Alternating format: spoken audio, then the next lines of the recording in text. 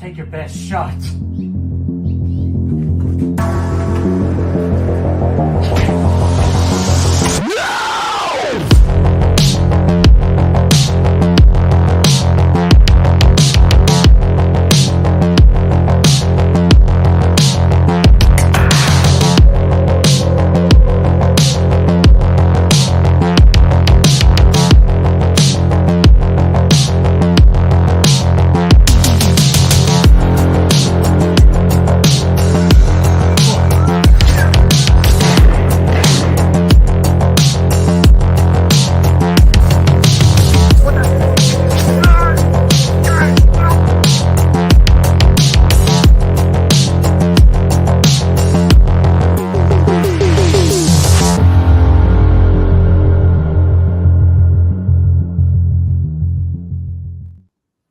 What is going on, guys and gals? Welcome to Good Real Hunting. It's your boy Brad. The Brett Band's right over there. Happy Thursday night for everybody. We're excited to bring you another ranking tonight. We're going to, well, it's sort of a ranking. We're going to be giving you our favorite moments from every Friday the 13th movie in the franchise, Birdie, in the whole franchise. We're going to be talking a lot of great moments from one of the greatest horror franchises. It's going to be a fun night.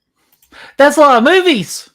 Yeah, it's a decent amount, man. It's a decent amount. We'll throw in a little Freddy versus That'll be Jason, $4, baby. You want fries with that? I'm just kidding, man. What's going on, everybody? Yes, I'm sure y'all kind of recognized this video before on the channel if you're a long-time listener or watcher. But we did this with the Halloween franchise, and it got a lot of traction. And Brad, I actually checked. I think it actually joined our 1,000 view club.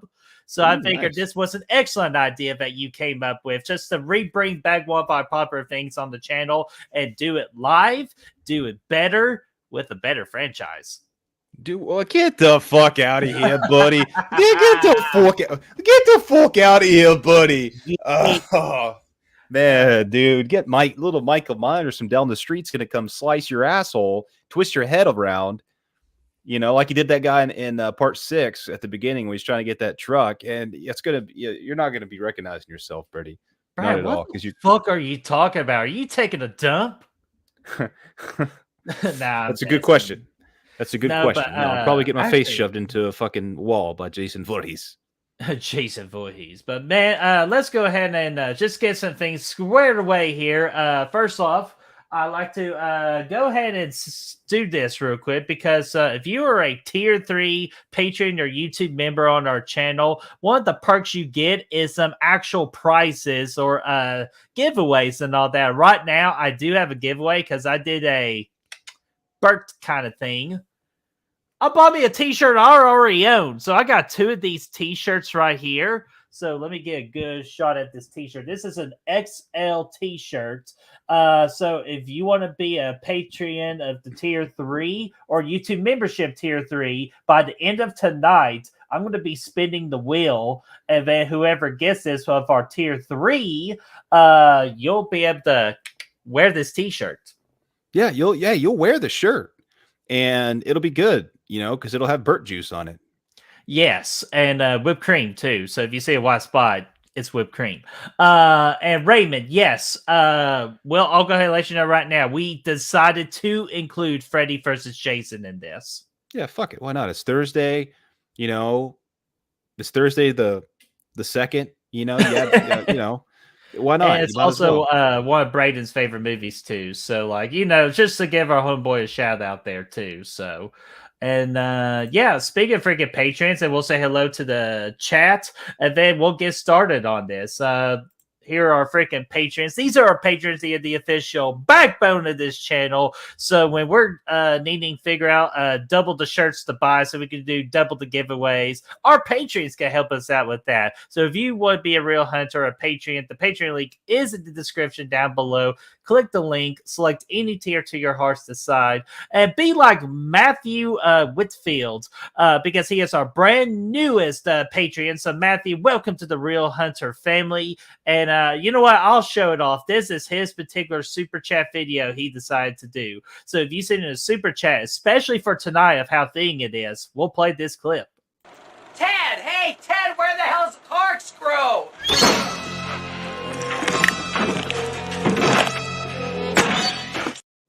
I love it. I love it. I love it. Yeah. And you know what I love too, Brad? I love our YouTube members as well. Also official backbones of the channel too. The hottest ticket around, because you only in this you get that tier 0 where you can access cool badass emojis, you earn badges, and much, much more. So you can also be a real hunter on the YouTube membership side of things. So you can be help us out today. Dude, yeah, absolutely. If you can't do those things, that's okay. That's okay. Just being here, liking the video, sharing it, subscribing, telling your friends, all that fun stuff helps out tremendously. Yeah, it does. Yeah, absolutely. And I wish StreamYard will let us show off these badass emojis, because Holly is just using one, for example, there. So just pretend that's just a little hockey mask right there. It's funny though, because I feel like they're, those I don't know, those emojis were provided by like Canva, I think, and it's crazy that it actually shows up as like I figured it'd be like generic hockey mask or something, but it actually shows Jason and Freddy and Michael. It's like, dude, props. I like it. Yeah. So Brad did a great job making all that goodness for us. And yeah, look at the good old Sebastian, just bringing up all the classic. And yeah, that's what you could get with with the tier 0 membership on YouTube, which is, guess what? 99 cents. So what you waiting for? Easiest way to support the channel. But also too, like Brad said, you can always share the video, like the video, that old chestnut. So Brad, let me say hello to people. Oh, because I'm in a chestnut. Oh no, that's freaking shit, you caught me on the board. But sorry, because I wanted to make sure we say hello to everybody in here, because this chat is going crazy right now, and I love when our chat goes crazy. So let me do my best to make sure I do not miss anybody. If I do, I apologize. Just reintroduce yourself and I'll be sure to get you. So Chester, what's going on? We got La Mantra, what's going on? Yo, Adrian, how you doing? We got Raymond saying the most badass duo on the tube. And dude, don't be afraid. Just put badass. I'll make sure you won't get cut. Too bad you're all doomed. I hope not. I hope Ralph's not in my closet waiting for me to fucking get in there and. Dude, he's probably in my closet more than anything. I was like, hey man, what's going on, man? Do you need some Cheetos? No, Fernando's in your closet. Yeah, Fernando is in my closet. Man, I bet he's deflated. So I better inflate him afterwards. Blow him. Anyways, Zodiac C, what's going on, Zodiac C? How are you doing? Rosie, my dear, that is who I'm missing in my life. I knew something was off last week, but Rosie, you are back, my dear. So as per usual, here are all your roses. You deserve them all, Rosie. And Rosie, hopefully all is going well. 3D. So let's see here. We got Brother Fluff saying Friday the 13th series was based off when Rosie and I used to date each other. Well, what a freaking twisted relationship that was. But Brother Fluff, what's going on, man? Yeah, what happened? You used to eat a banana and she'd come up from behind you and choke you out, and you'd squeeze the banana right through there and turn it into banana juice, a little banana puree. Well, that's one way to lose the penis. But anyways, we got freaking Holly here. What's going on there, Holly? How are you doing? We got Davey. What's going on there, Davey? How are you doing? Just I want to make sure. We got Ryan's in the house. Ryan, what's going on?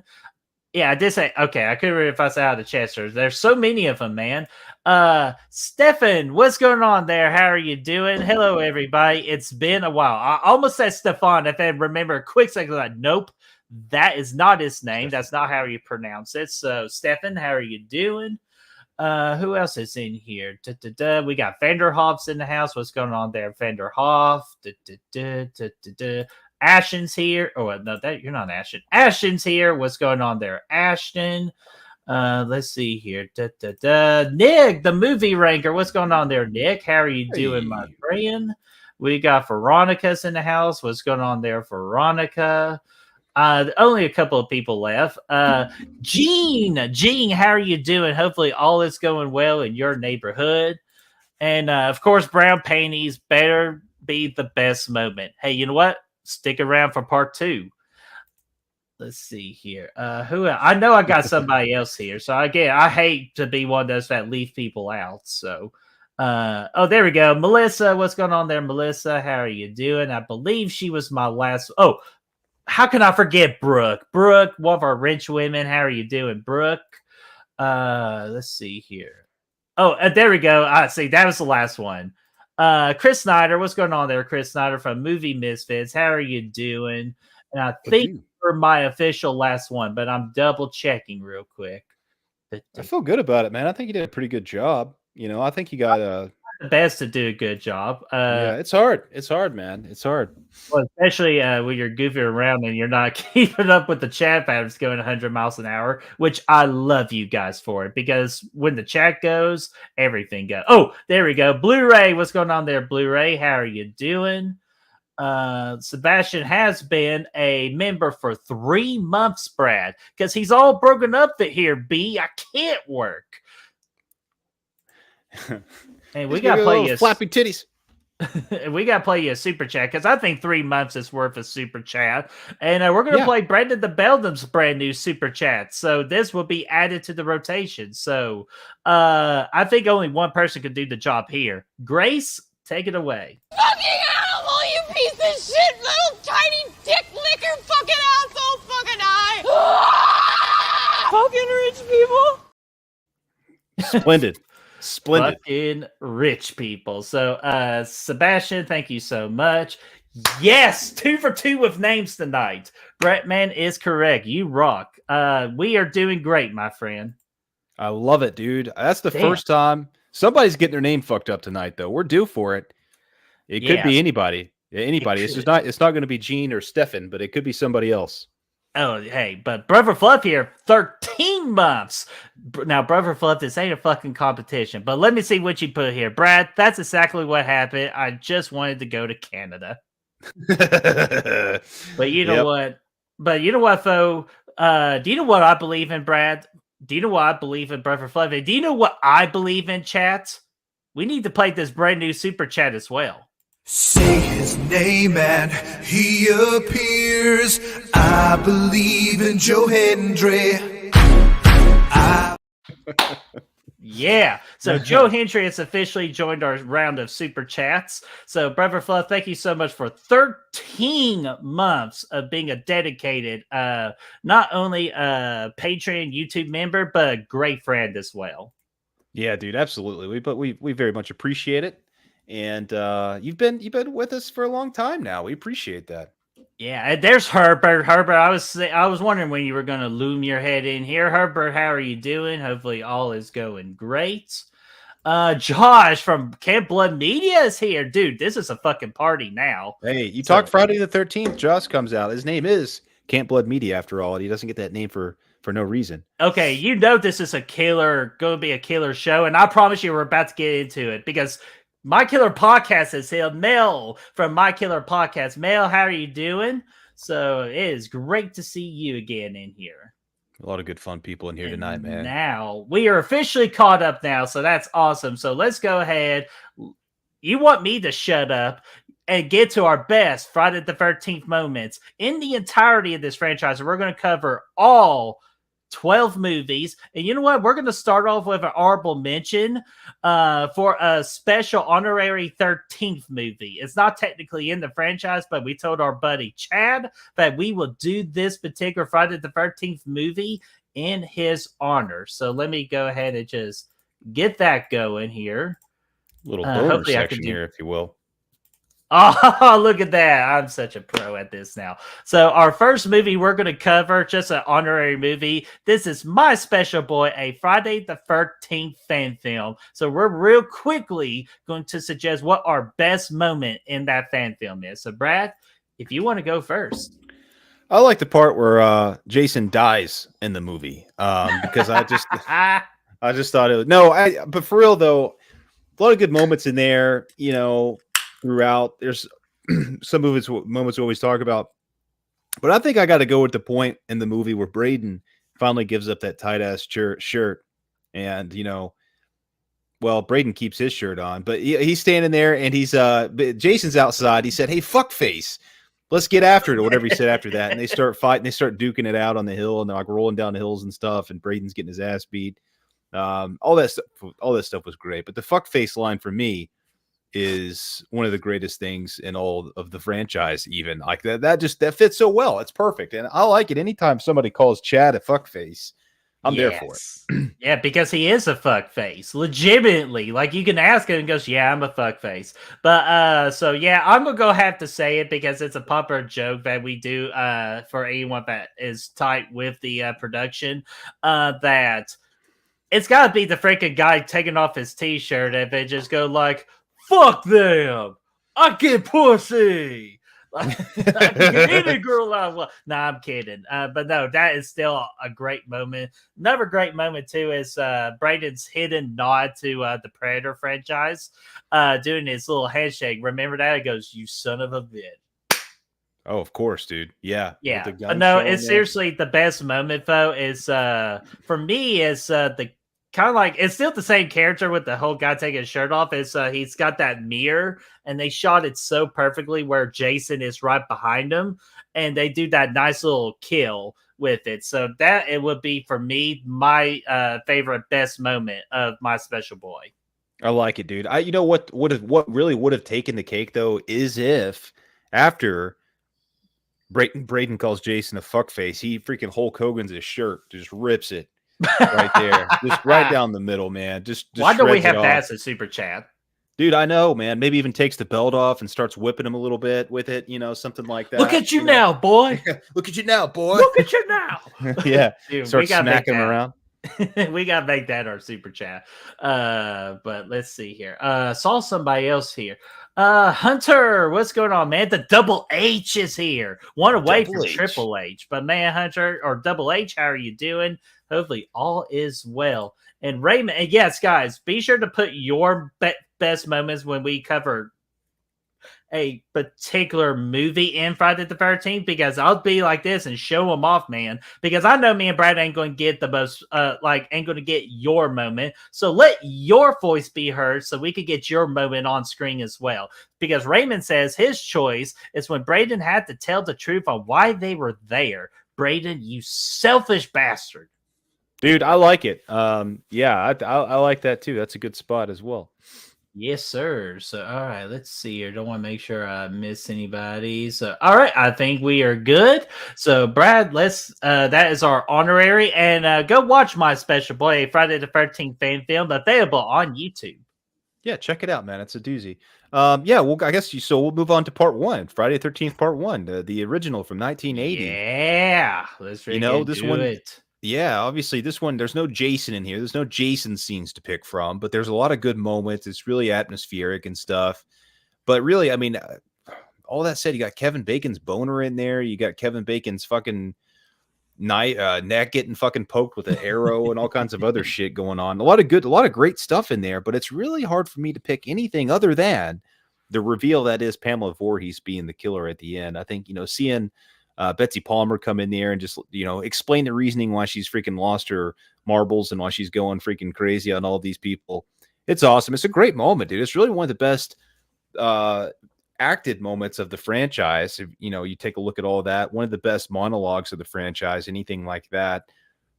I think it's great. I think it's awesome. And that's really what, made this movie what it is. So it's hard to go with anything like, not that, I think. Oh no, absolutely, dude. Like, because that's honestly what I had at my number one is Pamela's speech as well. Kind of like the reveal, that whole scene where she goes like, "Oh, these kids, Have you ever heard about that young boy drown? I mean, like she's like switches a flip right there. She goes like, "I was there. I was the cook. She should have been washed." Like I'm telling you, Betsy Palmer definitely the best actress or actor and had the best acting in the entirety of the Friday the 13th franchise. So that will always be my number one. But just to go a little bit different, we have to go with also Pamela's head getting chop off, because she ain't going to be in the head of a corporation or the head chef anymore of Camp Crystal Lake. And not only was it just like a big oh shit moment for its time, but now if you really watch closely, you get to see the two little toothpicks. So the practical effect worked. So when they did the little slash, they were slashing the two toothpicks. So the head goes clean off. So I thought I will always gush over that scene as well. Yeah, it's marvelous, man. You got hairy hands popping up and stuff like that, from Tom Savini. But it's a great, yeah. I mean, all the stuff in the third act there is good. You got yarn balls getting thrown around by Alice. We got Alice taking a nap. All that fun stuff is going on there at the end. So, yeah, it's good. It's a solid ending. Oh yeah. So let me go ahead and get a lot. I've been seeing your alls here in the chat. So let's go over some of your moments from 1980 here. For the original, Sebastian says, Sebastian and Stefan say strip poker. Yeah, or well, not strip poker, strip Monopoly. I knew what you were meaning, Sebastian, but yeah, strip Monopoly. Yeah, and too bad Alice didn't want to fucking have the balls or in this case the ovaries to freaking play the tradition that is strip Monopoly. I'll tell you what though, if Birdie ever played strip Monopoly, he'd get his ass whipped. He'd be running. He'd be naked, man. He'd be naked. Help me, I'm on fire. That's what I would be like. So what else we got here? Veronica's yes, hair on the fingers because during the whole thing where Pamela's head gets chopped off, you could easily, if you look at the fingers, because the headless person was doing this. I'm kind of looking like freaking Tom Atkins there. Yeah. So yeah, like this, you can see that obviously it was a guy because Pamela Voorhees definitely had hairy fingers in that particular scene. She did, man. She grew them. That's what happens when you get your head chopped off. All your hair goes to your other parts of your body because there's no more head for your hair to go on, so it's got to push out elsewhere. That's the way I read it in People. I read that in People. What does everybody want? What does everybody need? What does everybody want? Hey, but what else we got here? Brooks says Kevin Bacon's belly flop. Yeah, and someone in the chat did say Kevin Bacon's boner. Like, hey, it's kind of hard. Like, hey, everybody could get excited. It is hard. Bacon. Yeah, it is hard. It is that. And I'll go and check the chat here too because I'm surprised one other scene didn't get mentioned too. Chris named a great one here. It's got a deaf cuss. Oh, I love that too, Ralph. Crazy Ralph, man. You never know what that guy's going to do. I think he was probably at the camp eating freaking Pamela's hot dogs or whatever she was cooking back in the day. And he misses him. Oh, dude, you followed me up a good moment for the next one. He had to swap over to fucking Spam and Reese's. And Rosie says, "You're doomed. You're all doomed." Yes, and oh, wait a minute. I didn't know this. Brett, did you know that Maurice from 1991's Beauty and the Beast and Sin Friday the 13th, 1980? Yes. That is, I believe, wait, wasn't that the chick that got asked the question? Yeah, I think so. Yeah, just let me know there. Davy's moment is my favorite moment in the original Friday the 13th is when Alice goes to close the door in the rainstorm and Duder is pinned up on the freaking door with arrows. Yeah, that's a good visual. Good dude, shit. there's a lot of good creepy scenes. That one's good. The one where the other chick's in the bathroom, talking to herself, getting herself pumped up in the mirror, and Pamela's hand is back there in the curtain and stuff. That's great. That rainy scene. Somebody said it. The help me. That Pamela's that's one of the best moments of just horror in the movie, and really, honestly, in the franchise, because it never really did anything like that again. I love that. That's all that stuff's great. Yeah, and Stefan, I knew you were kidding. This was your moment. I had you covered there, dude. Say best moment is the ending line. Then he's still there. Yeah, that whole ending scene too, where they were pretty much copying Carrie, with like that last like little good jump scare towards the end. Yeah, that is because that is actually one of my top 5 like scariest scenes I've ever seen. That really made me jump hard. Yeah, I mean, he jumped Because Brad was there because he saw me jump out of the seat. I did, and yeah, it was crazy, man. The seat, fell backwards. Then I had some balloons in there, and I popped them. And no, that was different. Brad's an asshole. But Herbert says, question: Steve Christie spent $25,000 rebuilding the camp, and Pamela just stabbed him in the chest and gave a person. Yeah, I mean, whatever you got to do to get your revenge, But 25, that's not that bad, man. I mean, I mean, I guess back in the 80s, there's a lot of money, but it's like, man, it's hard to you can't even get a fucking deck built for that kind of money anymore. Killer, Bobby. Killer. Yeah. So yeah, that is a great scene too. So let's see here. I just want to make sure. And there's Matthew. Matthew, dude, how are you doing, my friend? Hopefully all is well. And again, thank you so much for joining Patreon. We gave you your shout out and also showed out your awesome super chat. And you know what? Since you're here, we'll show it off again, just so you know that we're always a man of our word. Ted, hey Ted, where the hell's the corkscrew?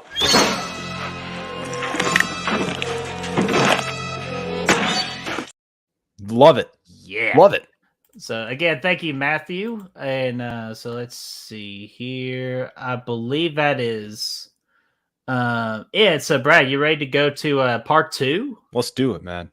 All right. Yeah. So let's go ahead and go to part 2. And let's see here. I'm just double checking everything. And Melissa, I got your stuff saved for when we go to that particular movie. So Melissa, I am not forgetting you. I just when we get to those particular movies, I will post your favorite moments from them. So let's see here. Banner. Let's go to part 2. Friday the 13th part 2, man, where Jason is all grown up.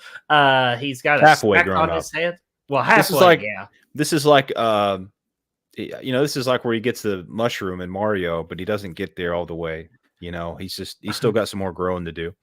Or is it kind of like here, let me boop, boop, boop, boop, boop. See, this is what you never know what's going to happen. I don't know. Like you just got good. I don't even know what the fuck's going on right now. But yeah, that's more or less though. That's what it was. Yeah. All right. So yeah, again, cringe factor. That's what we love. We love bringing the cringe. So all right, Brad, do you want me to go first on this one? Yeah. You go. You're all right. Yeah, it might done. But no, this is not only my favorite moment in Friday the 13th Part 2, but legitimately is pretty much my favorite kill in horror movie history. Because this told me that the horror genre does not give a fuck whether you're handicapped. It will get your ass if you step in front of its way. It is Mark the or roll in front of its way. Roll too. But this is Mark the wheelchair kill where he gets a big old machete to the face and freaking rolls down not only like it could have been a heel and just be a nice little roll. It had to be freaking stairs, dude. So like his dead carcass had it rough, dude.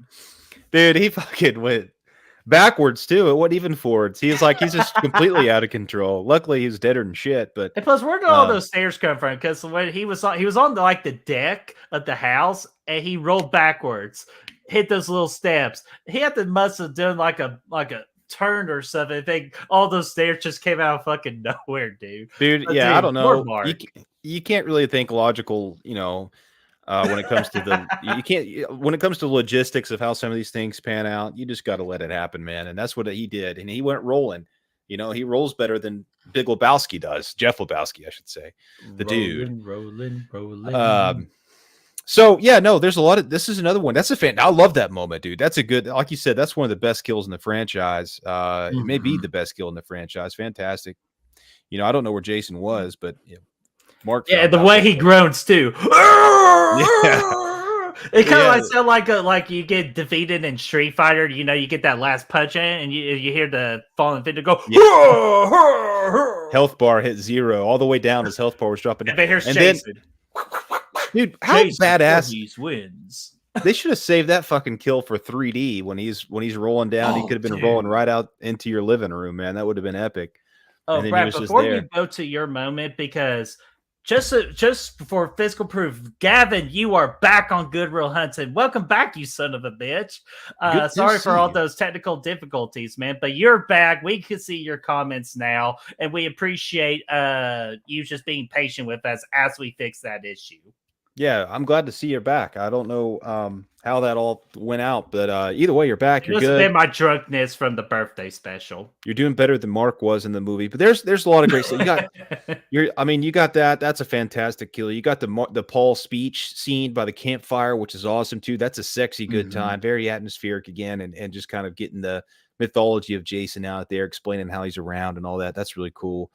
But honestly, like I'm drawn to say that I just love like that cat and mouse sequence, with Jason and Ginny there at the end. I love all that stuff. Like when she's hiding under the bed, Jason's up on top of it, and she's like pissing her pants down there, or the rat pisses, or whatever happens. I don't really know. Don't really care. All I know is piss was going on down there, and The fucking rat piss, dude. and Jason, like, he's up on the chair, and the chair breaks, and he chases her outside, and she's like hiding in bushes and hiding behind cars, and it's super suspenseful. The moon shows up at one point. I kind of halfway expected it to be Pennywise showing himself up in the moon form, but I don't know. It didn't happen.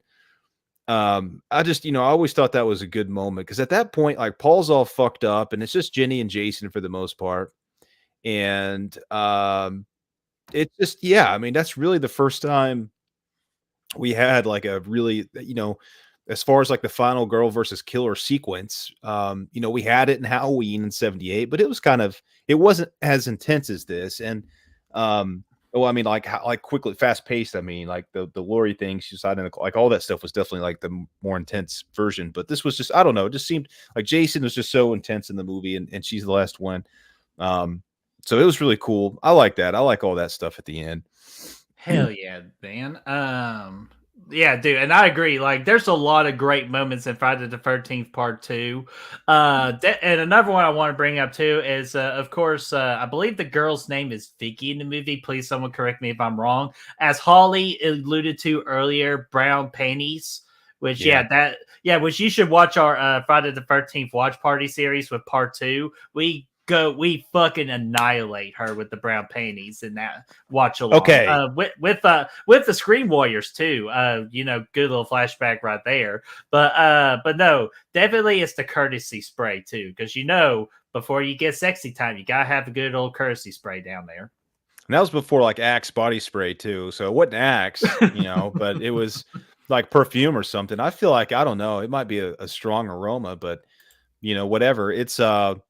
It's fine. I guess, maybe it was good. I don't know. Maybe it was a good aroma. I guess Mark never got to find out. He got a different aroma altogether. He was tasting blood and blood, and well, the other kind of blood. Metal. Yeah, his own blood. Yeah, and metal and fucking dirt, and it was he didn't have as good of a time as he thought he was gonna have. See, now, Gavin, why would we be playing a prank on you, man? We love your outrageous comments, so we always got to make sure they're visible to the public, man. Yeah, dude. It's good to see you, man. It's good. Well, it's always great to see everybody, but yeah, we miss Gavin because of that whole debacle right there. But let me get a couple of these things and we'll go to part 3. I've been seeing most of the chat, pretty much. It's just to sum it up in Veronica's post. Jenny role-playing Jason's mom. Yeah, Jason, dude, you've done your job well, and mommy is like...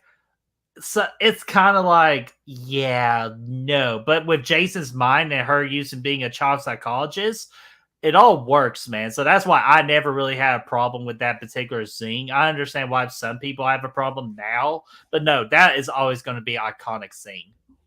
Yeah, no, that's great. Like, it is a little goofy for me, just the plausibility of it, but it plays out good in the movie. It's nice the way it all kind of pans out. It's different. It's a unique way to kill a killer, at the end. So I like it for that. Yeah, and Brooke brings up a good one with the campfire scene going, I'm gonna tell you all 7. I'm gonna tell you all a story about Jason. Because that is actually, honestly, if we're thinking about it, the most important scene in the Friday the 13th franchise. Well, maybe the second, because Pamela's speech is the first one, because it introduces Jason, while Paul's story kind of just brings a backstory of Jason. And then, because you like to go like backstory on somebody before you put them on camera. So it's always great. So, yeah, that's a great scene, Brooke. Yeah, that's a good one. I like that. That's always a doozy. Oh, Yeah, Zodiac shaving bushes. Oh, God, Nice. Zodiac, be careful down there. Yeah, shaving Ryan's privates. That's what it's all about, man. I like it. Fuck. That's what it is. And lastly, if it won't go on to part 3, Davey says, my favorite moment in part 2 is when Jenny says there's someone in this fucking room and the lightning flashes to reveal Jason hiding in the corner. It feels so real and creepy. Dude, that's actually a really good moment, my friend. Dude, actually, yes, I love that one. That's the one where like Jenny's like, oh, dude, I feel like there's somebody in here, Paul. And Paul's like, nah, dude, let's go get some Cheerios. And he's like, walking through there in the dark. That one is scary, and it's intense because once Jason starts beating that ass in the dark, I like those scenes where you have the fight sequence going on, but you can't really see it because the lights are out or whatever. Like again, another example is in part 4 when Rob gets killed, and he's he tells you he's getting killed, but it's down in the basement, it's dark, you can't really see what's going on, you don't know how bad he's getting fucked up. Same thing, it's a very similar scene here. I like that one a lot, man. Mm-hmm. Stefan, just 2 quick ones real quick. I could run for these real quick. Jenny's speech in the bar about Jason, that's a great one. I do like that scene a lot because, again, it just shows that Jenny is actually treating this whole thing seriously while everybody else is just getting drunk as fuck. That's a great one. And damn it, I lost somebody else's here. Actually, no, I got it started. Haha. Herbert says nobody has opened a refrigerator door to discover a severe decaying head. The smell would have recognized all over the house. 100%. Yes, I love that scene because that bitch Alice finally got what she deserved. Yeah, no, 100%. That head would smell atrociously. Zodiac, what is it, man? You got a trim bush or you got a bush? I got to know. You posting both of them in here. No. That is only on our OnlyFans. So good real hunting. Posting so both. Save it for that conversation. All right. No, well, it's cool, man. There's a lot of bush talk in there, and it's all good. Yeah, dude, it's a lot of fun in the chat over here, Birdie. A lot of good stuff being talked about. Oh, I know, man. Like, that's why I love our chat, man. So, guys, go ahead and drop down your part 3 moments. Do it right now. Do it now, because we're going to freaking 3D. So, man, let me just...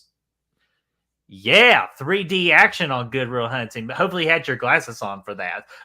Really, really cut down on our budget just to produce that to you. But, Brad, it's your turn. Part 3. Man, this is the introduction of the hockey mask.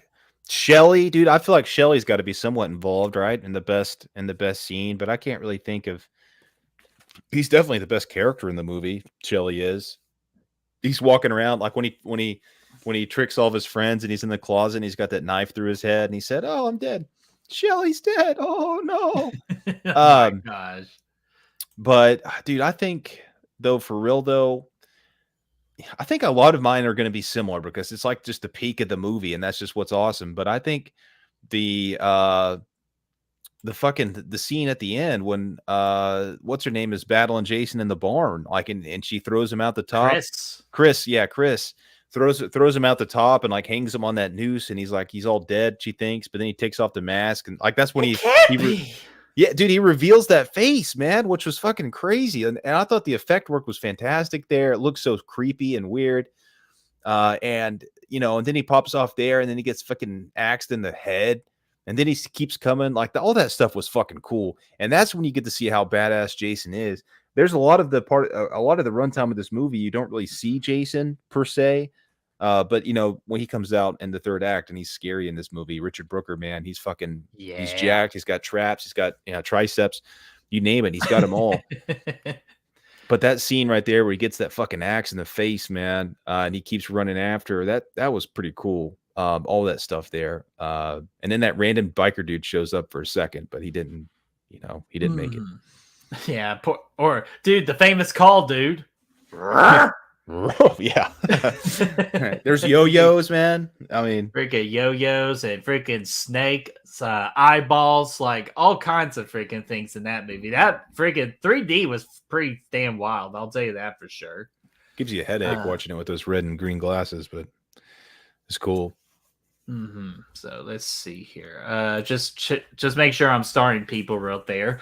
But yes, definitely my number one best moment. It's already been said, been talked about. The hockey mask debut, because that is just a significant thing of like, all right, this is where we are now with the franchise. We got the official look of the franchise, the classic hockey masks. So that is my number one. And Brad, you already alluded to outrageous Chris versus Jason, because Chris to me is the only real true final girl in the entirety of the franchise that took on Jason and kicked his ass all by herself with hardly any help.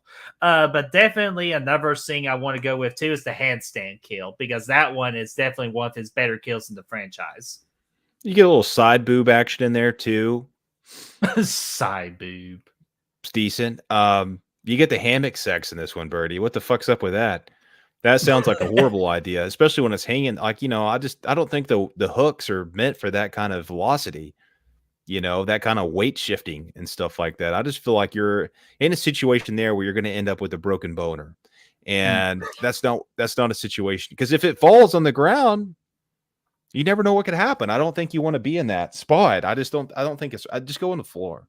Or do the handstand thing. Do it that way. Whatever. And plus, who's he trying to impress with? Like, she's not even watching. Yeah, she's not watching. Exactly. He's just practicing for the review. He wants to do that later after the hammock time. But, you got to warm up to it, I guess. You don't want to fall down whenever it's time to go to the game time. You want to have that perfection in there. So at least that's my theory. Dude, do you like the word moist, by the way? I know it's a random question. Yeah, dude. Moist. The reason I mention it, because Moist Melon 68 is freaking into chat, man. And please correct me if I'm wrong, but just in case, if you are new here, everybody make Moist feel welcome. But if you've been here before, just let us know, because again, so many people come in now, it's hard to keep track of like who's new and all that. So if you're new, welcome yourself, introduce yourself. If you have, then fuck me sideways. But we're glad to have you here, Moist, saying that I swear this movie would have moved up in my ranking several spots if it wasn't for the horrible 3D, those eye-popping 3D effects. Yeah, that doesn't age very well, but at the same time, you kind of got to remember, for its time and for the way they have to use those certain 3D shots, they had to do with what they can. They honestly didn't want to do this movie in 3D, but they had no choice, because the production, if I was giving them the money, told them have to do 3D. Yeah, and you know what? I mean, that was kind of at the time when 3D was actually kind of cool, So I think it would have been a fun theater experience. I think, to see all that kind of play out, especially for a Jason movie, man. But yeah, I mean, it's cool. It's weird when you're watching it in 2D, but it was kind of cool. And I got the box set a while ago, not the new one that came out, but the one before that came with the 3D glasses. I did go through and I watched it into 3D, and it was cool. Like, it was just a cool experience. I wouldn't do it every time, but it was neat. Hell yeah, dude. Let's see here. Let me get everybody in the chat, like some of the ones that I recognize here. Veronica saying Shelly's prank hockey mask, where he came out of the water with the hockey mask. Because Shelly's a dick. Even though I love this scene too, where he's at that fireplace trying to hit on that girl, and she walks away and he goes, bitch. Jelly's a jack of all trades. He's a good dude. He can juggle. He can hold his breath for how long was he underwater before she showed up, you think? He was in there with that wetsuit on. I would say 5 minutes. Yeah, he could he probably would beat Tom Cruise's record, or Kate Winslet's record, I should say now. Yeah. For longest breath held session. Or what about Jack from Titanic? What about his record? He's still holding his breath, buddy. He's still holding. Too soon. But no, that and so that is a good scene. Plus, what man do you know has his whole world in his briefcase? Yeah, dude. He's got everything he loves He's in got there, the man. world. Think about that. Do you know how big the world is? And he fits it right in his suitcase, man. So, like, Shelly, we love you on this channel. Just letting you know that we love Shelly on this channel. Of course. I've always been a big fan of Shelly, man. So, Blu-ray says the opening credits are groovy. Yeah, that soundtrack with the disco Friday the 13th theme, definitely a freaking standout. Funky as hell, man. Funky as hell. Yeah, and Ashton says, yeah, the hockey mask. Yeah, the debut of the hockey mask. Sebastian says, my favorite scene is probably when he gets axed in the head and keeps walking. Yeah, dude, that's fucking scary as shit. Like, that's a great scene. Love it, dude. I love it. And then Chester says, my favorite moment of part 3 is the girl is outside by the lake. Jason used the spear. Yeah, exactly. Like we could gush over that scene all day because that was one of the most important scenes in the entirety of Friday the 13th. Yeah, we'll keep an eye out for it. Yeah, so let's see here. Just I want to make sure I'm missing anything else. You guys are just going. Oh yeah, and R.I.P. Richard. Absolutely, definitely one of the better Jason Voorhees of all time. Definitely one of the most jacked ones too. Yeah. So all right. So okay, that was part 3. Let's go ahead and go to freaking. To me, the best Friday the 13th movie and the greatest slasher movie of all time, in my personal opinion, part 4, the final chapter. Love it. Brady, it's your turn to go first. Go ahead and hit us with it. Yes, I'm glad that this is my turn because I can I can talk about this movie for hours, just like I could eat a peach for hours. But Brad, as I'm going through some of these, if you see anything, star them too, because this some is pack of patootsies, huh? Yeah. So Brad, my favorite moment in this movie, there's so many of them. So there's no wrong answer to this. But for me, I'm calling this Jason's headache. If you don't know what I'm talking about with our boy freaking Corey, machete time. Whack! Getting Jason right in the freaking head and him sliding down in that machete going through his freaking head. Talk about a holy shit moment for a death of a villain, but also the amazing practical effect work from our boy Tom Savini. Definitely, this is, I think, the best practical effects he's ever done in any movie ever, was indeed the final chapter. So I will always say that's my favorite moment from part 4, the final chapter. Dude, there's a lot of great stuff in this movie, too. You got the banana squeeze. You got the fucking chick that swims out to that random float in the middle of the lake and she gets stabbed up through the bottom. That was great. The opening, dude. The opening is good when Chester, whatever his name was, gets freaking his head spun around. That was pretty cool. Jiminy Christmas, fucking fuck. I kind of got to go with the end though. Like you said, not necessarily the machete to the head of Jason, all as cool as that was, but that scene when Trish, she goes across the street and Rob dies and all that, and she goes back into the house and then runs back out of that house into her house. Tommy's in there up there shaving, man. He missed his appointment at Sports Clips, so he's just trying to catch up. Frigga, he was using those Gillette shavers, man. The best a man can get, or in this case, the best fat boy can get. Yeah, man. Up there doing a hell of a damn good job on his hair, getting all that shit squared away. But I love the fucking. But after she runs back into their house, like their cabin looking thing, Jason busting in through the fucking, the window and trying to grab Corey, and then him busting down the door and throwing that hammer, dude. You're talking intensity cranked up to 11 right there. We've already seen how badass Jason can be in 3 and 4. And all the, the carnage he's created now, he's 1-on-2 with, with our kid, Tommy, and then, his sister, in that house. And what I love about that sequence is the house isn't very big. And so it's like, you can't really get away from Jason in there. He's really close. He's always right on. How big he was in that movie for Ted White. Yeah, dude, it was fucking great. And they run upstairs, and this is where Jason's like running in this movie. He's like running, like he's not fucking walking around. He's not perusing. He's right on their fucking heels. And of course, they locked herself in the bedroom. They have a good time trying to get away from Jason. But, they smash the TV on his head as he's busting through the door and he falls backwards. And then they're like crawling over him to get, downstairs. And I love those sequences when you have a killer that's knocked out. We knocked his ass cold in my ass. He's dead. That was a Trimmers reference. So if you're a patron and watched us on Tuesday, which Brooke, again, thank you for the great pick. But I knew what you were doing right there. But yeah, so they crawl over him, and I just those scenes are always so intense, like Scream 2 in the car, and then also Michael Myers in Part 6. You know, they had a similar scene as well. But I always love those sequences, man. So that shit is great, man. It's that all He's that killing me. He's killing me.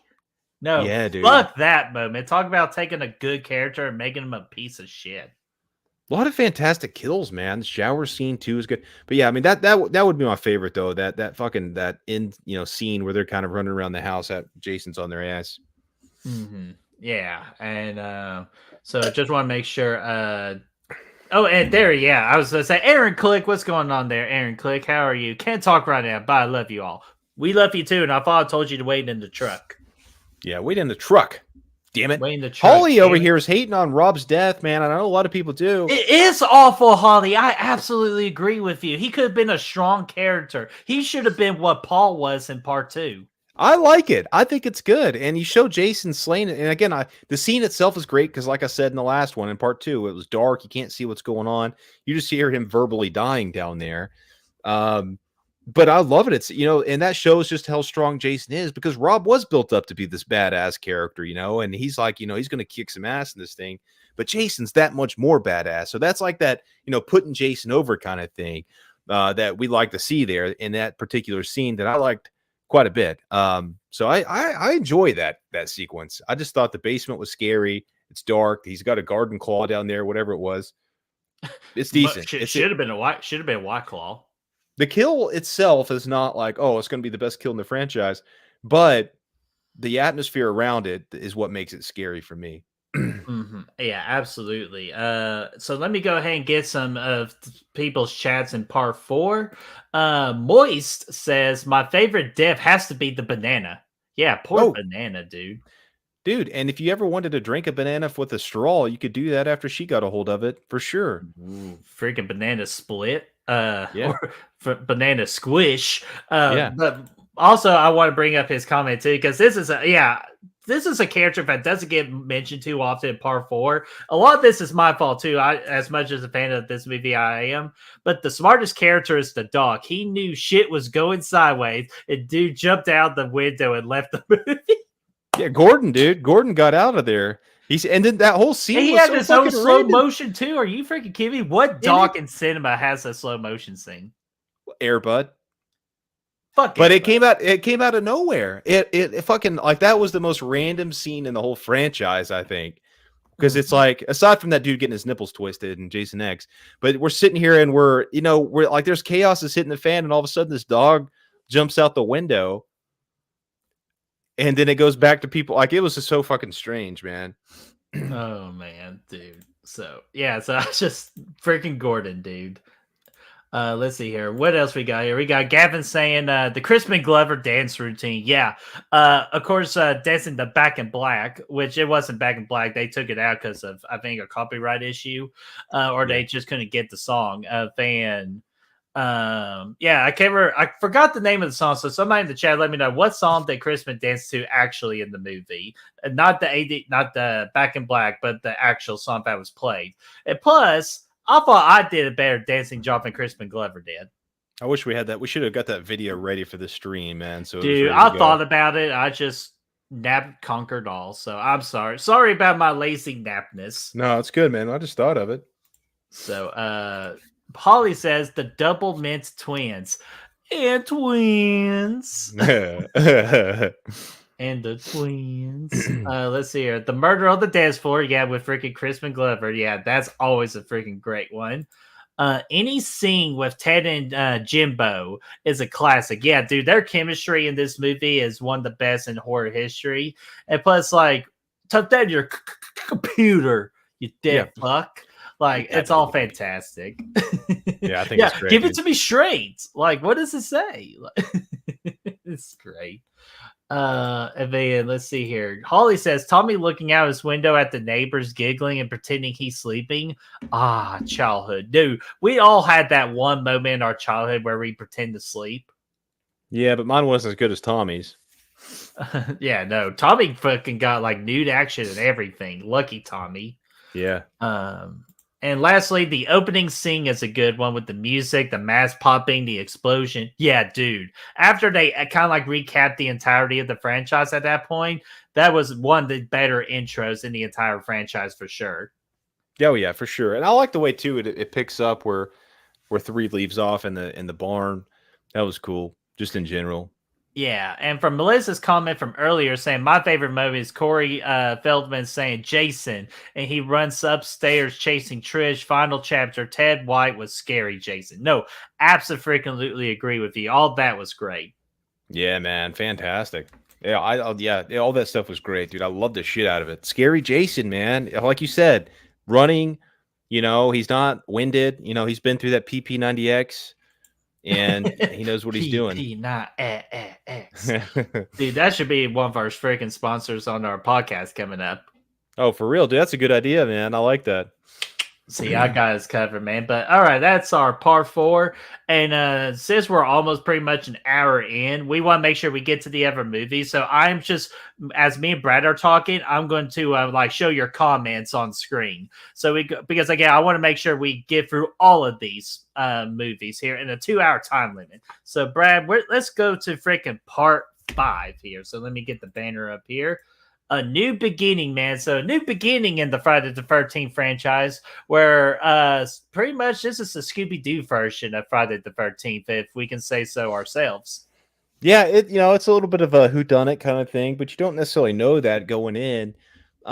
There's actually, this movie is yeah, I think it's kind of underrated, but at the same time, it's on the bottom end of my ranking for the franchise. But it's also, there's a lot of good stuff in this. There's some good kills. There's a lot of good kills, a lot of good moments, a lot of nudity, Birdie, in this thing. Well, I wonder why on the nudity part. Yeah, because the director, yeah. Yeah, a lot of, there's some titties in there. Like, there's a lot of stuff in there for sure. It's, it's a fun movie. You got the big dildo and his mom or whatever, his aunt or whatever. I guess it's his mom making stew and stuff like that. They're having a good time. And yes, the chocolate bar scene. I love the shit out of that. God dang, that's a good one too. Brad, why didn't we do a freaking skit for this one with your Heath bars? Next time it's gonna happen. Next time. Write it down. No, okay, so but of all the things, of all the goofy scenes in the movie and stuff like that, and all the good kills and whatnot, I think I'm gonna have to go with Demon's kill when he's sitting on the shitter and he's saying, "Ooh, baby, ooh, baby, ooh, Those baby." damn enchiladas. Now the sequence comes out of nowhere. You got Reggie the Reckless going to hang out with his cousin or whatever, and it's a very random, like, they're going away from the main house in the movie and they're going to just a different location with new characters. But I Demon was such a great character for the little bit of time that he got in the movie. He was so like just energetic and just, it was fun. It was, yeah, he was great. He's a very underrated character in the franchise. And the scene itself is great when he's on the shitter. He's in the little outhouse and he's just in there. It's like, man, this shit box is gross. Snake's gonna butt your ass. You're gonna get it, bitch. Yeah. His just plus that's just the kind of relationship though. It's just like you're gonna get it, bitch, and all of a sudden you're going, ooh, baby, ooh, baby. Yeah, it's great. And he just got so much, like, that character has so much life, in the movie. That's just Sorry, we were mentioning Street Fighter earlier, and there is legit character that looks like Demon. Absolutely. But no, a lot of the characters in this movie just feel lifeless, but he does not. He brings a lot of life to it. And yeah, I love the whole sequence there, man. Dude, absolutely. And I actually texted Brad this the other night. You like spiders? You like rubber spiders? You like rubber spiders on strings? It was very random. Dude, yeah. Along with his freaking scream, dude. But yeah, dude, I definitely had the whole enchiladas with Demon. Anything with Demon in this movie is a moment of itself. So I absolutely agree with you on that. But Brad, how come we didn't mention the freaking bike ride massacre, man, with freaking Junior? They hurt me, Ma! They hurt me! Ah! Whoosh! then the freaking head comes off. I thought that was just a great death because Junior definitely deserved it for screaming for legit 2 minutes. So like that, I'm finally glad that he got his. And another moment I'll just throw out there too is freaking just random as fuck. Tommy Jarvis knowing Kung Fu. Where the hell did that come from? How did he know Kung Fu? Who taught him? Was it the freaking macho guy from Napoleon Dynamite? Was that his instructor for Kung Fu? Like the wisdom of a man. And then yeah, just the cold Kung Fu thing just was really out of left field, but definitely a moment I will always remember. So let me get your. Yeah, there you are, Brad. You back, you son of a bitch. I've been What did here. you I've been think about listening. freaking Tommy Jarvis about his Kung Fu? Dude, I thought it was great. I thought, I just wanted to see him go up against Jason with that kung fu, but he disappeared at the end of the movie. Yeah, which is it's one of just the he things- did nothing. Like I understand Yeah. he's supposed to be scared, but at least he could have pulled off some moves. That was the one thing that got me about the movie. It was just the ending was weird. That's one thing that's the big reason why I don't have it too high on my ranking. Yeah, same here, man. Like, cause that was an interesting character development story you could have done with that for continuity, and they just went downhill from there. But Sebastian says my favorite part probably Violet death scene while she's dancing. Yeah, that's a good death. Well, it could have been better, but yeah, that's a memorable death within that movie. Yeah, definitely. Yeah, I liked it. A lot of the kills, the sex scene in the woods is one I thought about putting up. Not the sex scene itself, but the kills and everything that went around. Well, it wasn't bad either. But the kills that with the dude getting the fucking belt Deborah around Voorhees, his face. Yeah, and the whatever those things are called, those hedge clippers, like in the eyeballs. That shit was great. Dude, the freaking guy at the diner with doing all those freaking drugs in the car. It's showtime. That's what you need to put at the beginning is that version. Oh, and the time it just right so it doesn't show any titties and we get banned or anything. So you just put a couple burnt faces on there, it'd be fine. Oh my yes. Freaking Stefan says poor discount cousin Eddie. Yeah, that is the best way to describe Junior is a freaking discount or a great value version of cousin Eddie. Oh yeah, for sure. That's exactly what I've always thought that as well. And then Davey says, you hear me, Junior? All the damn time. He and his wife said that. That is hilarious. I love that, dude. The fact that she knows the reference and all that's cool.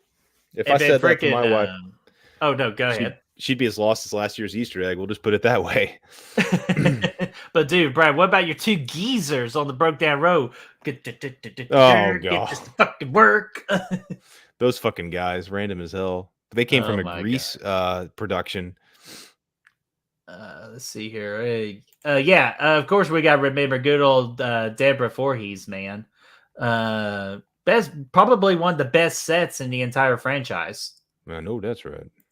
Mega, what's going on there, Mega? How are you doing? Hopefully all is well. So yeah, Brad, you ready to jump into your baby here? Dude, I am, man. And you know what? I'm going to let you go first on this one because this is your favorite Friday the 13th movie. So I want to make sure you get your thoughts out first. So let's do it. Jason Lives, Brad. Go for it. Easy decision here, man, for me. Although there's not, there's no shortage of great moments in this movie. A lot of epic stuff. If I did a ranking of my top 10 from the franchise, there'd probably be a couple things in this movie that I like the most. But my favorite thing, dude, the opening, man, in Jason Lives, when they show up to the grave of Jason, it's just so atmospheric. It's goth, you got this fucking, storm, the thunder rolling in and the wind and all these leaves are blowing around. The music that's playing, it finally changes the score up a little bit in this movie, which I love the original score from the first 4 movies, but this it just feels fresh. But when they dig up fucking Jason, all that stuff really, digging up Jason, stabbing his ass with the fucking rod and him getting electrocuted and come back to life. The look of Jason here is fucking cool, dude. When they open up the casket and he's got these fucking maggots and shit crawling off his face and his cobwebs and his eyes like open up. That stuff is fucking great. That's some of the best stuff. Oh, especially the first eye, like legit when he first opened his eye. I'll even admit that was scary as shit. Dude, it was so good. And when he crawls out, and he's just dirty and just cobwebby and all that stuff, and pulls Tommy in there. That shit was fucking awesome. And then he Hawes gets his heart punched out. All that stuff's just, I love it, man. The rest of the movie's got some great stuff too, and I'm sure you're going to talk about something different. But I love that opening in the movie. It's so good. Yeah, I had the opening here, and I called that Jason Lives. That's what I called that moment. That's a good name. But, dude, definitely the best moment for me. It's got to be the RV crash. Well, speaking of which, don't show your crack on live streaming there, Brad. You came very close. You came too I try close. not to, man. I keep dropping this damn thing. Hey, leave the nudity to me. But no, the RV crash, that whole scene with the RV, with John Travolta's, I believe, Brad, cousin, is that Cousin, correct? nephew, something like that. Cousin, nephew, or something like that. Like, you can obviously tell if you really look at it. But that is my best moment, just when that whole RV crashes and Jason pops up and him standing on top of the RV fire, because that pretty much best explains that movie in general, Brad. It's the fact that it was just a complete shit show, but in all the best ways possible. Chaos all over the place, and people being called fartheads, kids cheering when somebody gets called a farthead, all that stuff, man. Like, again, so many good moments. But definitely the RV is my favorite. It's like, I think, comparatively speaking, if that movie came out today, it would be like it would have a similar vibe as like a Radio Silence film, like a Ready or Not, something like that. It's just self-aware, and it's got a lot of that, that same stuff throughout it. So I think, I think it was just perfect, man, ahead of its time. But it's just so fucking fun, man. Yeah, but Brad, I'm going to step out real quick. Again, part 6 is your baby, so I know you want to have some good conversations with the chat. So I will BRB real quick. Go put your dick in the blender. Let's see here. Let's see what some of the people are talking about here. Chester, my man, I love this, dude. I love this song. His favorite part is the end credits. The Man Behind the Mask by Alice Cooper. Yeah, dude, I have that on my fall playlist. Love the hell out of it. I think that's a fucking great song. I love that. He's back. The man behind the mask. I love the shit out of it, dude. It's so cool. Let's see. A couple people talking about the paintball scene. That stuff's great too. Where they're out in the woods. Every fucking scene in this movie is just outdoing itself. That one's great. The triple decapitation they have there. That one's a lot of fun too. Yeah, Holly. It is the only movie in the franchise to have the kids at camp, which I think is really cool as well. You got some creepy moments there as well, with Jason walking outside the window with Nancy when she's trying to go to sleep inside, but Jason's out there strolling around. It's great. And yeah, dude. Oh man. Sebastian. Yo, whoever said it, I know this is Stefan's comment, but CJ Graham was awesome. He's probably my favorite Jason. And we met him at a convention. Birdie and I did, and Chris for that matter. Really cool dude. He loves his work. He loves the fact that he was a part of this movie. So I love that. He's cool, man. He's got a tight ass too, with the pants on. I mean, with the way the pants, like his pants are really tight. I mean, we'll put it that way.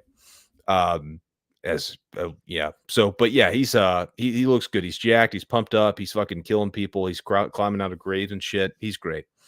Let's see. Another one here, Jason on top of the RV by Stefan. Yeah, absolutely fantastic. Blu-ray, same thing. Loves the scene with them driving the RV with the teenage Frankenstein playing. I love that. Oh, dude, yeah, Ashton, man. The fucking back crack, chiropractor Jason here. That shit is legendary. Got to be one of the most gruesome kills.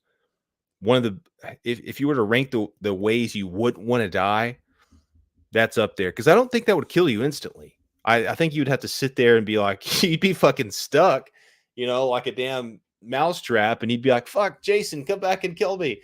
But you couldn't go anywhere. Like, you just would be fucking, like, your legs would be like, your toe would be here, and you'd be like, oh, hey, you'd have like basically 10 finger or 20 fingers up there. And I don't think you'd want to do that. I don't know how long you'd survive, but I don't think it'd be instant. Oh man, but Brad, did you get a lot of good things that you're talking about? Because another one I was going to mention was the chiropractor. Yeah, that's what we just got done talking about, and how not fun it Oh would be to hell die yeah! that Oh, way. yeah, good. If I could just learn to read on the screen. Sorry Yeah. about that, Ashton. Dude, I love the scene yes. too, with Sheriff and Jason facing off, and they bump Yes. into each other, and he starts shooting them and all that. That's fucking great. Yeah, start off with a regular gun and then upgrade it to a shotgun. And it's just like, you can't stop this man. Like, he's a machine. He can't be killed. Yeah, dude, I love the shit out of it, man. Oh man. So anything else we need to address before going to the next one? No, I think we got some good stuff here, man. Sebastian All said right. he's built. CJ Graham talking about he's an ex-Marine. He says he thinks. Oh, nice. Yeah, that's cool, man. Oh, hello. Look who we got in the freaking chat. What's up, you sexy sons of bitches? What's going on there, Jason? As I like to call him, Jason Cinema. But it's Jason Smith from Sinister Cinema Reviews. There's a lot of S's. There you go. You got it that time around. I'm proud of you. But no, Yeah, Jason, man. what's going on, man? How is I know I'm going to mispronounce. I told you I was going to mispronounce something tonight. But how's the Tarot movie? Yeah, let us know, man, because I'm trying to figure Because out. I'm how seeing much that Sunday. Tomorrow. I got to pick between Phantom Menace or Fall Guy, or maybe Tarot. But I think Tarot's probably like third of those. But yeah, I don't know, man. It's an interesting weekend at the theater. That's for sure. Hell yeah, dude. We're about to get friggin' our busy season and movie going here. But oh, and sorry, lastly, did somebody mention the whole paintball game in the woods? We did. We talked about that as well. Go back in that kitchen where she belongs. Well, while you're back there taking a dump, we were doing that. Oh, actually, that is more fun even you could possibly imagine. But so let's freaking go to the next one here, and that is the New Blood here. So the New Blood. This is actually for me the most underrated Friday the 13th movie in the franchise. If it didn't get held back with the MPAA, this movie would have been in my top 3. Hands down. And you know what? I'm that fucking person. I have this movie over Jason Lives. Get the fuck out of here, Birdie. Leave. I'm I want you to get out. dude, Go. No, I just go got back, back. No, go back to where you came No, from. And I hope Michael gets your back ass. to the shit box. I'm not going to get back in the shit box. That shit box was gross. I hope Michael steals all your fucking toilet paper again. And you fucking die in the air like you did. That was first off. That was fucking Michael. Second, wash yourself. But anyways, hey, how many times have you thrown up in that toilet though from the skits? Way too many to count. But actually, more from my college days, if you believe that or not. Well, I believe it, man. But I yeah, because I was drinking Cheez-Its, man. You know that. Yeah, I do. But let's go with the best moment for part 7. Let's see, the New Blood. Guys, let's go ahead and just knock it out of the park right here. I'm actually got a tie between 2. The first one I'll bring up, it's Carrie 2.0 versus Jason. Like, just mainly Tina and Jason fighting each other, because that is possibly one of the best fights. And you're 7 movies deep within a franchise. You had to do something different. So I appreciate them going a different route and actually making it so memorable with the fight scenes and everything. All of that was absolutely great to me, and definitely would be a best moment. And what ties with it, it's just Jason Voorhees' look to it. Like, just like, with the chain, the spine, very the most realistic to like trying to copy all of the bruising and the damages from previous Friday the 13th movies. All of it absolutely spot on with continuity. And of course, the debut of King Harder as Jason Voorhees himself. Yeah, this was his best role, I think, for sure, in the franchise. He did 4 movies. I think this was my favorite he did. Definitely my favorite of the movies. And actually, it's between that and Jason X with King Harder. Okay. I was about to say, man, if you're going to say Manhattan, I was going to fucking, after the comment you just made. Easily third. I was going to yank my fucking cord right out of here. Third best performance. Play fucking something else. But, okay, here we go. Man, I think I gotta agree with you. The horn scene where he sticks it in the guy's face and he goes, "What does it go, Birdie?" Oh, first off, just to make sure I'm not fucking with you, I have that as my third moment. Let me. Okay. Ear.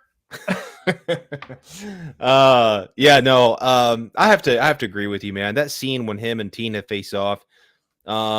is fantastic. Like in the street, you know, and she starts like wrapping him up with the fucking electrical wires and shit and all that, and then drops a house on his head. But I'll tell you what I really love though is the scene at the end when they go back to her house and the bitch is there. I forgot her name. Mandy, Tiffany. Tiffany. I knew it started or ended in a Y. But Jason comes in there and fucking stabs her, like, or not stabs her, but hits her with the axe and throws her behind the TV. And then it's just like, it's just Tina, Jason, and the fucking dude that sleeps through the whole third act. His name is blanking me at this. Rick, Carl. They're always super generic names in here. Carl. Whatever his name is, the dude. That whole scene, and it's kind of the same thing as in part 4 because the house is like really small. Jason's really big. He's taking up all this space in the room and he's like following them up the stairs. And there's nowhere for them to go. And he's walking up the stairs, chasing them. It's just tense. And then his mask gets ripped off. All that stuff's cool. So I'd have to incline to agree with you there. Just that I'll probably just specify to that moment within the house there when he busts in and kills Tiffany, or whatever her name is, and chases them up the stairs and stuff. All that's great. Before he gets like busted in the basement, they do the flames. All that stuff's cool too. But the stuff right up to that would be my favorite. Oh, dude, absolutely. No, I agree with that too. And just like again, just if the MPAA didn't get involved with that movie as much, we definitely would have gotten more moments. Definitely, it's just like even like the take or at the beginning of the movie too, where like, leave me alone, Daddy. No, Daddy, I'm sorry. Like, just that scene. And then somebody mentioned earlier, like with part 4 having the best opening title card. I'm gonna be honest with you. I think this one with part 7 to me has the best title card, where like the mask and the light shines through the mask holes and all the beams start shooting. I absolutely adored that title card. Somebody said, Stefan said, Crazy Ralph's the narrator of the film's opening. I love the opening. Yep. When it narrates, basically, it gets you caught up to speed on the whole franchise, and it's like giving you all these little highlights. I always just thought that was a VHS exclusive, but it's really there. It's cool. I like that whole little opening there and whatnot. Mm-hmm. And just to read Herbert's comment, we'll move on to your personal favorite Friday the 13th movie. But Herbert says, I read that the special effects in Friday the 13th Part 7, The New Blood, was Paramount trying to compete with Nightmare on Elm Street movies because Freddy was the king of horror in 1988. Freddy took center stage. Dude, man, really, honestly, Freddy took stage in 84 and with the original Nightmare on Elm Street. Yeah. That's true. That it was far superior to a lot of the other stuff going, especially in 84. At that point, you're talking even though 84 because they had part 4 the final chapter. No, that's true. That's true. That's a peak season for Friday the 13th too. Actually, so you know what actually happened? It's like as one door to greatness closed, another door for greatness opened. Yeah. I'm not a huge, like, the sequels to Nightmare aren't my favorite, but I do like, I mean, they're good. I like 2, I like 3 and 4. After that, not so you know much. what? We might never know. We might watch them this year.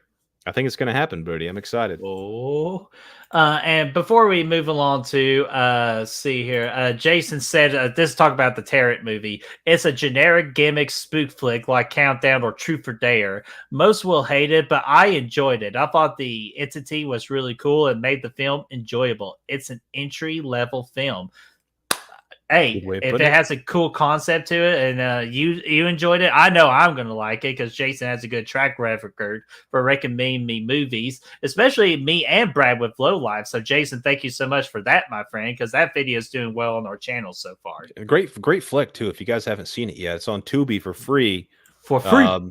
Jason, of course, found it first and then passed that info to us. And it's, highly recommended. Absolutely. And Thomas, what's going on there, buddy? How are you doing? Hopefully all is well. And then Sebastian says, when the mask splits and Jason looks confused. Yeah, great moment. Dude, when that mask pops off, man, that was cool. Hell yeah. Oh, and Mega Cat is apparently hosting a Halloween party in New Orleans on October the 1st. So I know that's where we're going. Oh, hell yeah. I love New Orleans. And then, and Brad, if you want to say that again. Low Life's a film on Tubi. Lowlifes. All one Great word. flick. Yeah, great flick. Check it out. It's a Tubi original. Yeah. Oh, now Herbert, come on! Don't spoil my fun for the next one.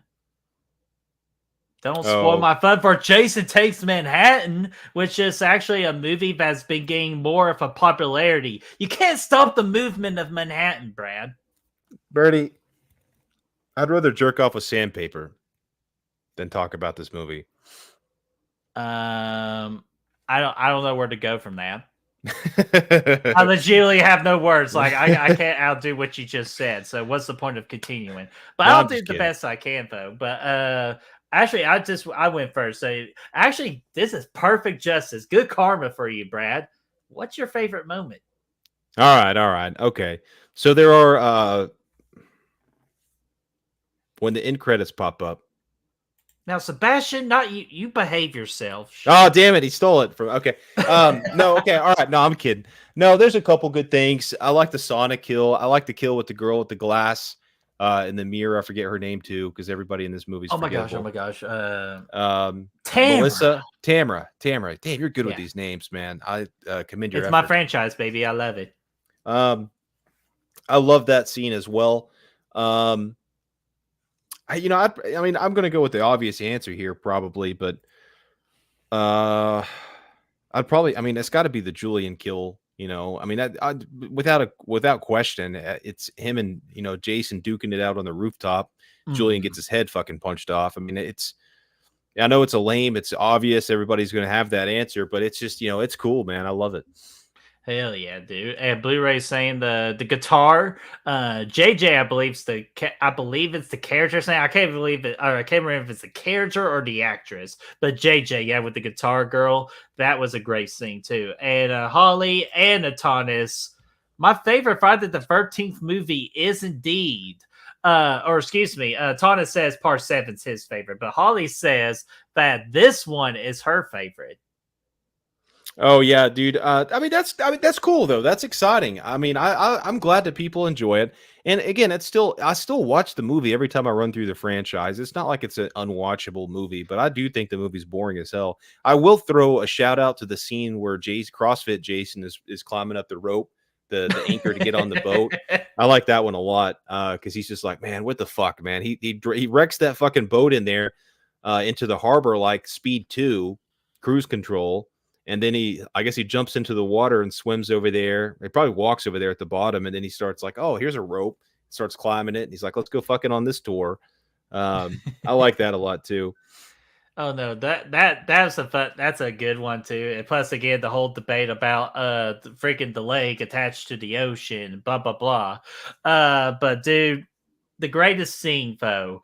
Two of them have already been taken, but not my number one. My number one favorite moment from Friday the 13th, Part A, Jason Takes Manhattan, is when Jason is in Times Square. We get that big old camera turner, like pretty much like how Triple H's entrance, where the camera guy is doing pretty much a full circle around Triple H.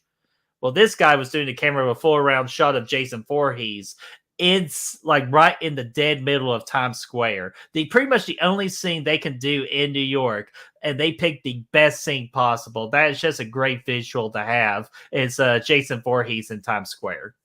Yeah, that's cool. I like the stuff with the train, the subway, and all that stuff too. Oh, where he freaking falls when the train stops. Yeah, that's kind of cool. King Hodder was so pissed. Just wait till we get to the worst moments of all these movies. I mean, I'm gonna have some fucking some more words to say about this movie. Then I swear. Chester says the opening the radio into the darkest side. Oh! I love that shit. And you know what? I'm changing my answer officially. I'm changing it. It's not the fucking Julia scene. It's the scene where Jason's walking down the road in New York, and the guy's got the radio on. And it says, welcome to the big city. If the hookers don't, or if the crack don't kill you, then the hookers will. And he kicks that shit. He kicks the radio, and they're said, hey, fucker, we're just having to have a good time. And he turns around and lifts his mask up. That is the best. That's the best scene for sure. Absolutely. Oh, shit. Jason says, I love when Jason sails a boat from a lake to an ocean and when they go on a cruise from New Jersey to New York. Oh my Yeah, it's gosh. Canada gets in there at some point. You never know what's going to happen on a cruise.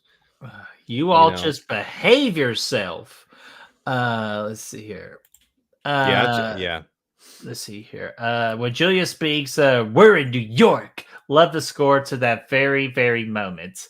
Hell yeah, man. That's a good moment. Dude, and what about this? Like, New York just pops out of nowhere too. They've been rowing on this fucking boat for hours, and then like, it's New York's just there. It's like, oh, biggest city in the world. All of a sudden, it just pops up in front of you like you're freaking, like it's an iceberg in the middle of Atlantic. I don't know. It was a little silly. Holly says, there's a murderer trying to kill us. Welcome to New York. Oh, and I also love in the scene too, because at the diner, because King Hodder yeeted the hell out the freaking cook at the diner, which we didn't know at the time. That would be our Jason Voorhees and Freddy versus Jason. Oh yeah. That's cool stuff. Yeah. And then also Denise, what's going on there? Denise, how are you doing? Hey everyone, how it going? Happy Thursday. Sorry I'm late. Forgot about the live stream. And you know what? That's okay. Because we're just having a great time, and if you can catch the replay of us, the other Friday 13 movies we have covered, and you can hang out with us as long as you want. But we're just glad to see you here and hang out with us. Yeah, dude. Good to see you. So just double checking here. I think oh yeah, freaking Uncle Charles is worse than Dr. Cruz. Absolutely, Uncle Charles was the worst, because who wouldn't freaking tap that science project on camera? Yeah, and well, you also got to think his death was really cool too. He went head first into that acid bin. Oh god, dude, you talk about that shit barrel was gross. Yeah, that's not a good place to be. So, all right, I think that's I'm not seeing anything else. So let's go. I thought your top moment, Brad, would be freaking Chucklet Jason. No, that is reserved for worst moments of the franchise. Oh my gosh. Which that will be happening in the near future, or just in the future. But Brad, we go from Manhattan, and then now we go to hell. We go to Jason Goes to Hell, man. So let me see here. What moment can I possibly pick from Jason Goes to Hell? Because this is, to me, the worst Friday the 13th movie in the entirety of its franchise. Mm-hmm. Oh, man. Dude, there's so many. I definitely got a what the fuck moment, but definitely I have to go with the moment where it's towards the end of the movie. We see Jason's mask, and all of a sudden, Freddy Krueger's claw comes from the ground, gets the mask, and drags it to hell, creating that nice hope, gleaming hope that we would get a movie down the line called Freddy versus Jason. Yeah. Oh yeah. That was a sexy good time. I mean, no love though for the shave scene where the dude's strapped on the table and he's getting shaved by Jason, or the scene where he melts down to nothing, or the scene where Creighton Duke is cracking some fingers in the jail cell. That's all pretty classic stuff too. But somebody just said it. I think Blu-ray. Those are the two, my man. Those are the two that I was going back and forth between, is the opening and the tent scene.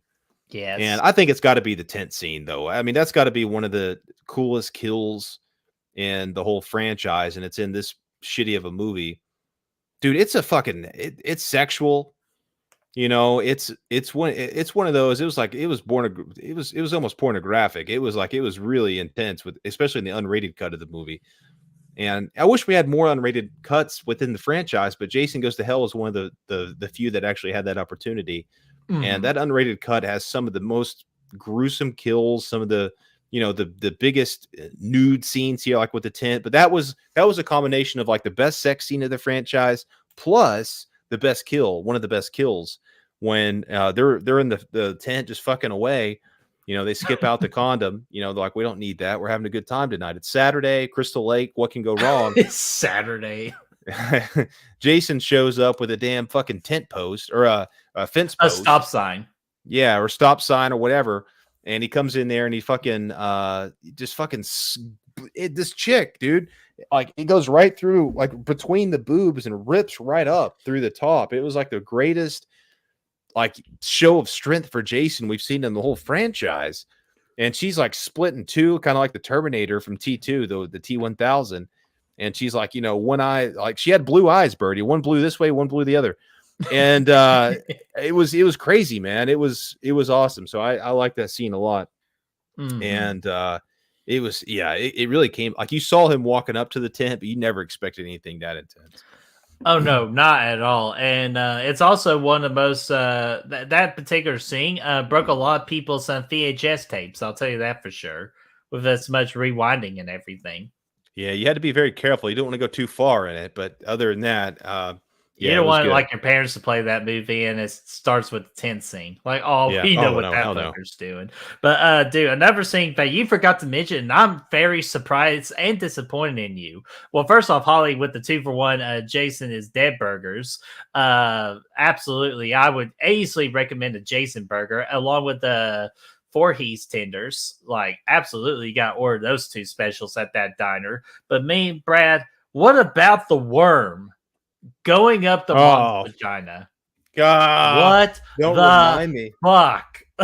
Dude, it's like you see the memes, like here's the movie that I'm watching, but here it is when my parents walk in. I was like, when you're watching it, like Creighton Duke's like breaking fingers, or there might be like a scene where somebody gets taken to jail, or Creighton Duke's just chomping down on a burger. But when your mom walks in, it's either the tent scene or worms going up vaginas, and that's gonna be it. Like, and it's like, okay, this isn't the whole movie, I promise, but this is what's going on here right now. Mhm. Just stick around. You'll see Jason in a playground, fighting people. Yeah, and Blu-ray said the shaving scene was weird. Like, why does he have to shave when you're just taking over? Yeah. I think it's good to have a close shaved body. It's not a Yeah, bad and idea. that's the other thing too. I will say if there's a positive, if I have to give this particular movie a positive, I would say the practical effect work was really well done in this movie, especially when the possession stuff happens and the body melts. That was great practical effect work. Yeah, and it's just unique. I like the unique ability about it. And Robert the Wolfman, what's going on, man? How are you doing, dude? Hey, good to see Oh, and you. congratulations on oh my god, why am I blank? Dude, I'm starstruck. That's why with Robert the Wolfman. But the Nightmare on Elm Street fan film. If I could just not embarrass the hell out of myself, right? Oh, Dylan's New Nightmare. Winning the iHorror Award for fan film. Dude, that's fucking cool, man. Bravo. That's awesome.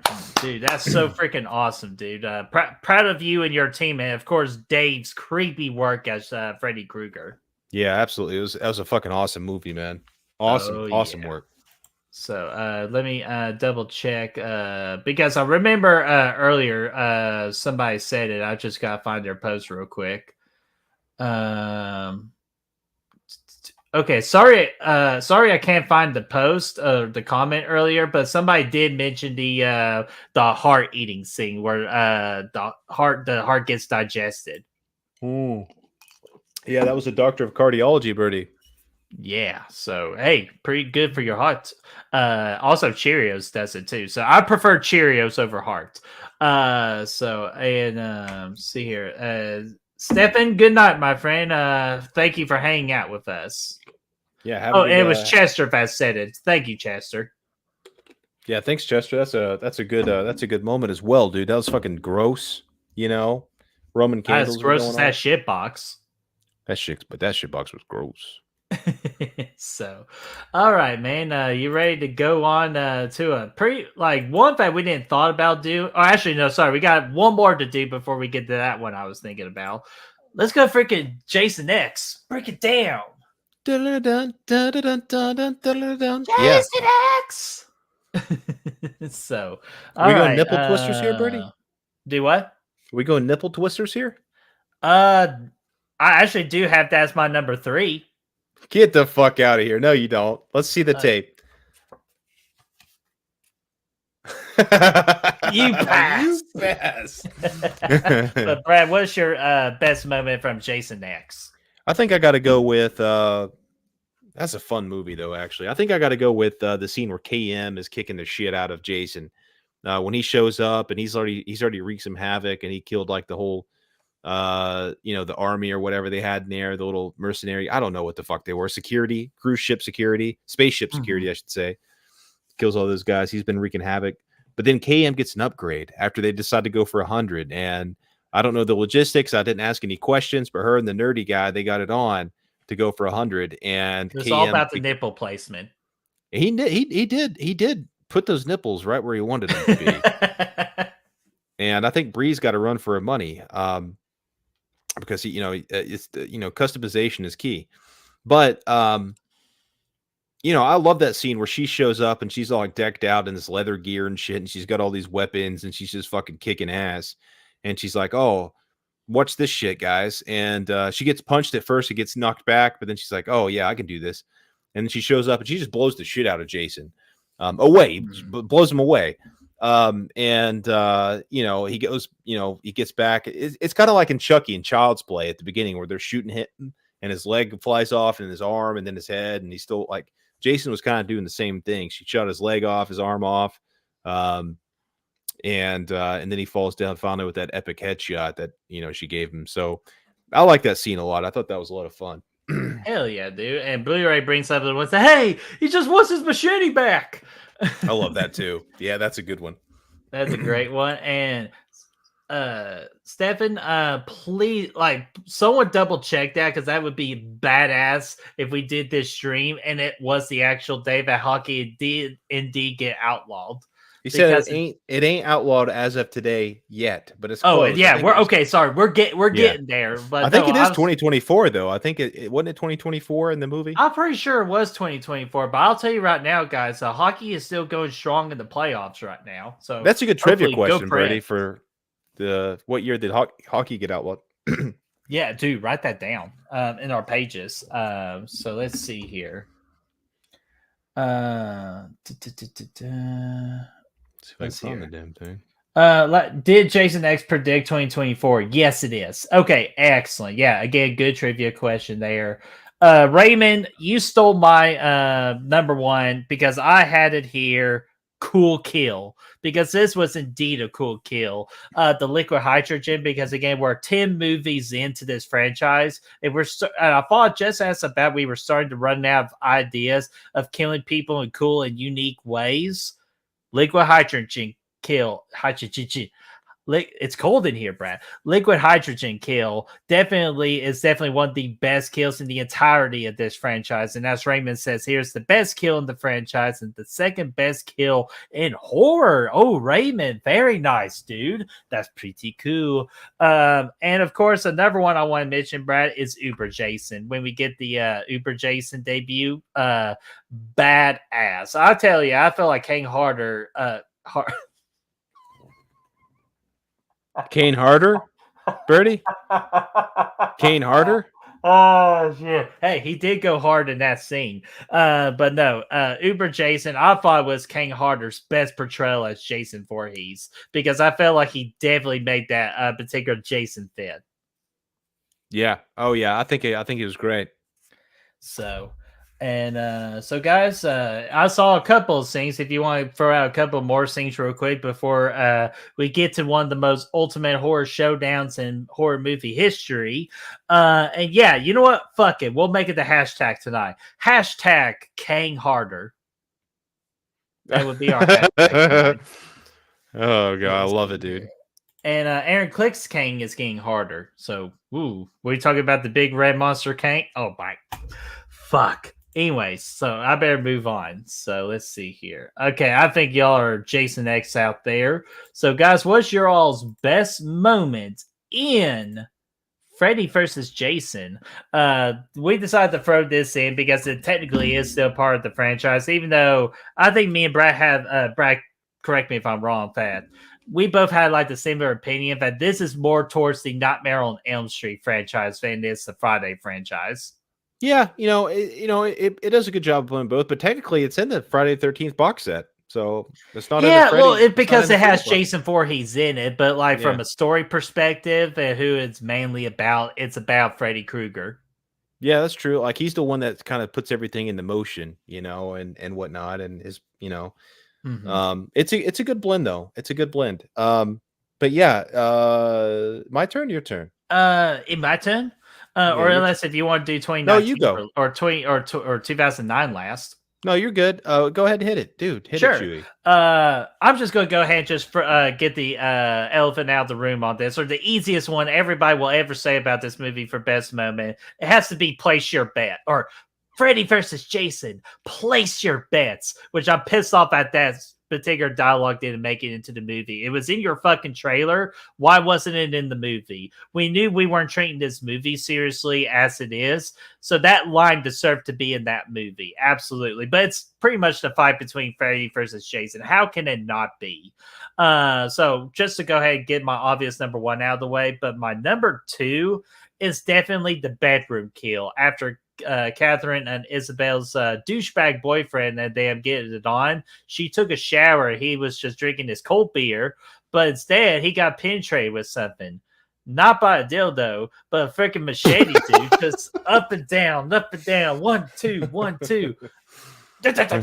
Anyways, but no, seriously, the machete kill with the bedroom, and just when you thought you couldn't kill a guy in a more brutal way, bed, shah. Freaking fold that bed, throw and just give that good old classic nod to Jason Lives, my friend. That kill will always get to me and always will stick with me for the entirety of this franchise. Love it. Love it. Dude, I think somebody said, was it Blu-ray? The rave scene in the cornfield. That shit's fucking epic. That's Jason fucking just being Jason, slaying fools, doing his thing. And he had his time I to have shine. it. That's the Cornfield Massacre. Yeah, I like that. I like the scene where Freddy turns into that worm. And oh, you mean Freddy? Yeah. Yeah, he turns into that worm and it just gets fucking crazy. And all that stuff's cool. But I like the scene. I like the scene specifically with the Jason and Freddy fight. I like the first time they fight in the dream world when Freddy's when he's like, hey, I'm going to handle this fool. You guys get out of here. And he injects him and he sends Jason to Dreamland and they fucking fight in that boiler. I just thought that was cool to fight in Freddy's land with Jason. That is cool because you watch all the Friday the 13th or the Nightmare on Elm Street movies and all these kids are always going to Dreamland and getting fucked up. And it's like, what happens if like somebody legit goes to Dreamland? And we thought we saw it with that karate dude in 4, but he, but Jason's mom was in there. Like it had all these like little flashbacks and stuff. And I thought it was really trippy and cool. I like that scene a lot. And Jason got the shit beat out of him too. I like to see Freddy doing that. Especially with the paintball noise, like ding ding ding ding. Yeah, ding, oh ding, yeah, ding, fucking slayed him, man. I loved it, dude. And was it just me? But did you think that the Freddy's Dream World was actually like the best presentation of like the world of like Freddy's Dream World within the Nightmare on Elm Street franchise? Definitely, definitely like. It was the best that we saw in a long time because before that we had some really shitty Nightmare movies. The first two, or 5 and 6, I mean. Yeah. So it was cool to kind of see it go back to form and like be the kind of the Freddy we know, and whatnot. And I like that a lot.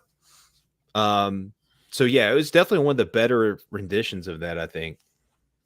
Yeah, definitely was. Definitely like the first one, like the first Nightmare on Elm Street. That Dream World is absolutely the best in my opinion because it felt the most real. But definitely, Freddy versus Jason had a killer Freddy Dream World. And Blu-ray, I'm actually going to give you something here. I'm not a big fan of that end scene of Freddy versus Jason where Jason's carrying Freddy's head. Just because to me that's a cop out of who won. We deserve to know who won that fight. And trust me, Jason obviously won that fight. Yeah, I mean I'd like to think so, but Freddy seemed like he was still hanging around, They had a brutal fight at the end. They both had blows. And you got to respect Freddy because he was outside of Dreamland during that. Like he was out in the real world where he got fucked up by Nancy and a lot of other people, but he held his own against Jason. And I think we got to respect him for that. Yeah, that's fair. But Courtney Reed, $2 super chat. Thank you so much, my friend. Brad, this is fucking hilarious. Brad, how dare you throw out the brownie edges? Listen, I didn't do fucking shit. You're like, I didn't do fucking shit. I would never throw out a brownie edge. That's my favorite part. You got it twisted, my friend. Birdie It's over here is the one that's going to throw out the damn edges of the brownie. I like them. I like the texture of the brownie edges. I like the, the flavor of it. I love it. I love it a little crispy. Teeth. Yeah, no, they're not. We're not burning brownies, but we're making them just that perfect blend of softness in the middle and crunchy on the outside. That textural. Well, you don't get no middle piece with the edge piece, you dummy. No, but it's the middle of the piece is what I'm telling you. It's like like the middle, the inside of it. Where you stick the toothpick in. That stuff is fucking that. I love it. It's gooey on the inside, crunchy on the outside. Brad. Perfection. Any dessert you go to a restaurant, they're like, here, we're going to serve you this delicious brownie with a big scoop of ice cream and chocolate syrup, all delicious. Are they going to give you an edge piece with that dessert, or are they going to give you that perfect piece, that middle piece? I wouldn't know because I don't get brownies at restaurants because I don't like brownies. Fucking should. You're an asshole. But unless I get the Courtney corner. read a super chat. Brad, I've already picked out 2 super chats, so how about you pick out a super chat for us? Oh, Here, that's let perfect. me scroll this down real quick. Yeah. All right, so go ahead. Let me get you one, man. Let me get you one. There was one that I wanted to hit actually earlier. What was it though? We hit that one already. O'Reilly's. Hey, check this out.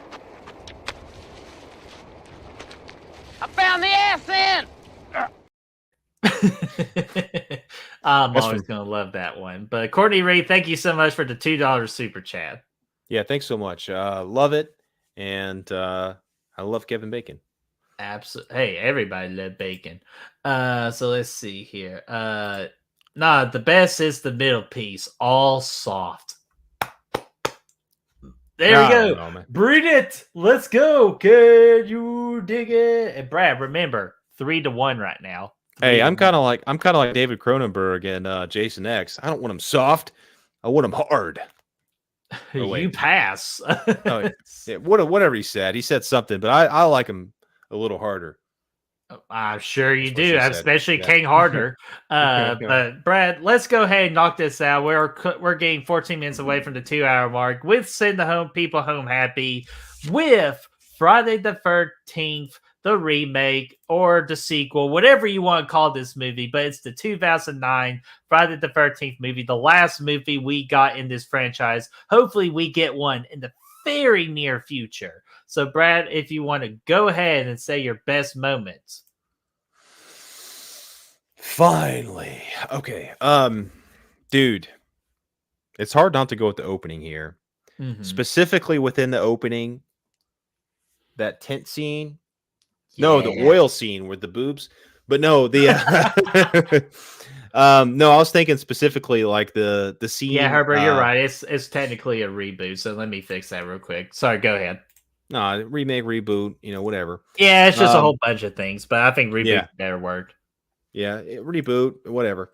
I like the scene particularly in the opening where that one dude is running back to the tent because his girlfriend's in the tent and Jason's around and she's like getting fucking strung up in the sleeping bag over the fire and she's all fucking burnt up and he gets caught in the bear trap and he basically just have to sit there and watch her burn. That's fucking intense as hell. I love that. Baby, burn. Yeah, dude, I love the shit out of that. That's like peak Friday the 13th right there, man. Mm-hmm. One of the best moments in the franchise. So I think I'd have to go with that. But there's some other good ones in there too. Anything with Trent. You're not going on the boat tomorrow. All that stuff's good. I know carpeting. But no, dude, definitely the opening scene. Especially like you said, that girl being hanged with the tent and or sleeping bag. Because that's just enhancing the sleeping bag kill to a whole nother level. And to me, I think that's the most underrated kill in the entire franchise. I don't think enough people talk about that kill. Yeah, no, I totally agree, man. It's fucking brutal. And the fact that dude has to sit there and watch it happen, crazy, man. I think it's crazy. I think everything about that opening is just perfect. Friday the 13th, and there's other good stuff in there too. The boat kill is good. There's some good. And Jared Padalecki though was just so boring in the movie. I just thought he was a horrible protagonist. And it's nothing against him. I like him and Supernatural and stuff. Like he's great. I just think that, it was flat. But For you know most what of it. was missing though? Dean. Yeah, dude. Dean. You can't have Sam without Dean. You Yeah, know. exactly, dude. Like if they were like two brothers trying to find their sister, that I tell you, this movie could have worked a lot better. Yeah, I don't know. I thought Trent stole the show. I Mhm. thought the final girl shouldn't have been the final girl. It should have been the other girl. Yeah, which that She yeah, was yeah, that's actually my number 3 though is Jenna's surprise death. Like that one, I always forget that. Every time I watch that movie, it's like, oh shit, I always forget she dies. Like, yeah, no, it is a surprise because you would think she'd be the final girl. The other one sucked. Like she wasn't even in the movie. Um, mhm. so yeah, I don't know. I think they could have done the movie a little bit better, but the opening was awesome. Yeah, Um, it's definitely the opening. And for my second one, I definitely have a trans stupendous scene. Just everything about that scene with Brie just being beautiful, which lets y'all know Brie is my favorite Friday the 13th beauty. Just beauty, not best character, but just beauty. Like she was absolutely beautiful. Definitely just everything about that scene with her and Trent's freaking dirty talk in the bedroom going stupendous. So juicy, dude. You had a wet t-shirt contest, baby. Like just anything you could possibly say to woo a girl over. I'm even sure wait, what's Chris's book that we always mention? Slingshot, Flannel, and Wink. Yeah. Yeah, Trent is a co-writer of that book, man. So like all that is great. And of course another scene too is shoot the boot guy. Like shoot the boot because I almost shot a boot one time. So so let's see what y'all got here in the comic section here. Two favorite moments. The opening and Jason kills the man and gets his hockey mask. Oh my god, that fucking dude. Hey, What man, up, Betsy? y'all. Remember those good times we had together?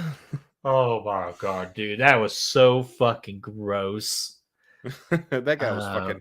That was that and the cashier or whatever. I don't know. It was God dang. There's some weird shit in that movie too. dude, But no. it was okay. It was okay. Raymond, the pocket on her jeans. Yeah, that line was great. Under the dock death. Yeah. And Trent's death was even good. I thought it was well deserved for the type of death that he got. So, and also the guy with the axe in his back. Dude, that one was a tough death scene too, just because of what Jason was trying to do with him. I thought that was pretty good. Yeah, I like some of the ideas they put out in the movie about Jason, like the fact that he's a hunter. He basically builds all of his own resources. The fact that he's kind of smart and cerebral and he's doing those traps and stuff. That was kind of cool. Um, it just could have been executed a little bit better. I really can't put a finger on it. The movie, like, it has some fun characters with Chewie and Trent. Um, I think Jared Padalecki really holds it down. It overall it just feels flat and Mhm. it feels heartless almost. Like, Well, yeah, I no, just I don't. agree with it. It's just I think honest, if we're just really being honest, I think just that opening scene was just so golden real perfection. Everything that came after that couldn't even hold a candle. It also feels a little bit overproduced too for a Friday the 13th movie. It feels too clean, Hmm. um, and not enough like B movie like the rest of the franchise feels. And So hopefully they fix that when they come out with a new movie. yeah, I just I don't know exactly what it is, but I don't hate it. It's in the middle though. Like it's like Hmm. it's somewhere in the middle for me. I don't know. It's just weird like that. Yeah, and let's see. I like Jared's performance in this movie more than the House of Wax remake. That's probably Uh, accurate. yeah, I would say that's a good possibility on that. Let's see here. I'm just looking here just to make sure I'm not forgetting anything. Best part was Chewie. He tried giving Jason his hockey stick to complete his outfit. I love that scene. Dude, That that was good. Chewie was such a fun dude, man. He just Mhm. wanted what did he get like Cheetos and shit and condoms from the gas station? He's like Yes. they're for experiments. But dude, he actually had hell on set too because remember, he actually had a procedure done where he had to get some of his intestines moved out. Oh hey, Careful now. Yeah, that alley had procedure on it, so he had to stitch him up. And then he had to shoot this thing, and as he got tossed, his stitch came out. So they had to do like a medical procedure afterwards on that. So Chewie had it rough in that movie, but dude, he was such a trooper. It's a fun dude, man. I like that guy. I'd be friends with him. Dude, hey, I would be fucking friend. Hey, shoot the boot. Yeah, he's a fun dude, man. He's a fun guy. Oh man, but Birdie, dude. he wouldn't be. I wouldn't put him above Birdie on the friend list, but I'd be good friends with him. Oh, thanks, buddy. Let's see here. I'm just checking out the stat. No, I think we are all Friday the 13th out. I think some of the comments are going low, and I know we're getting close to 2 hours. But guys, those are our best moments with each Friday the 13th movie within this franchise. Yeah, dude, absolutely. Let us know if you guys want. I think worst moments is a good idea.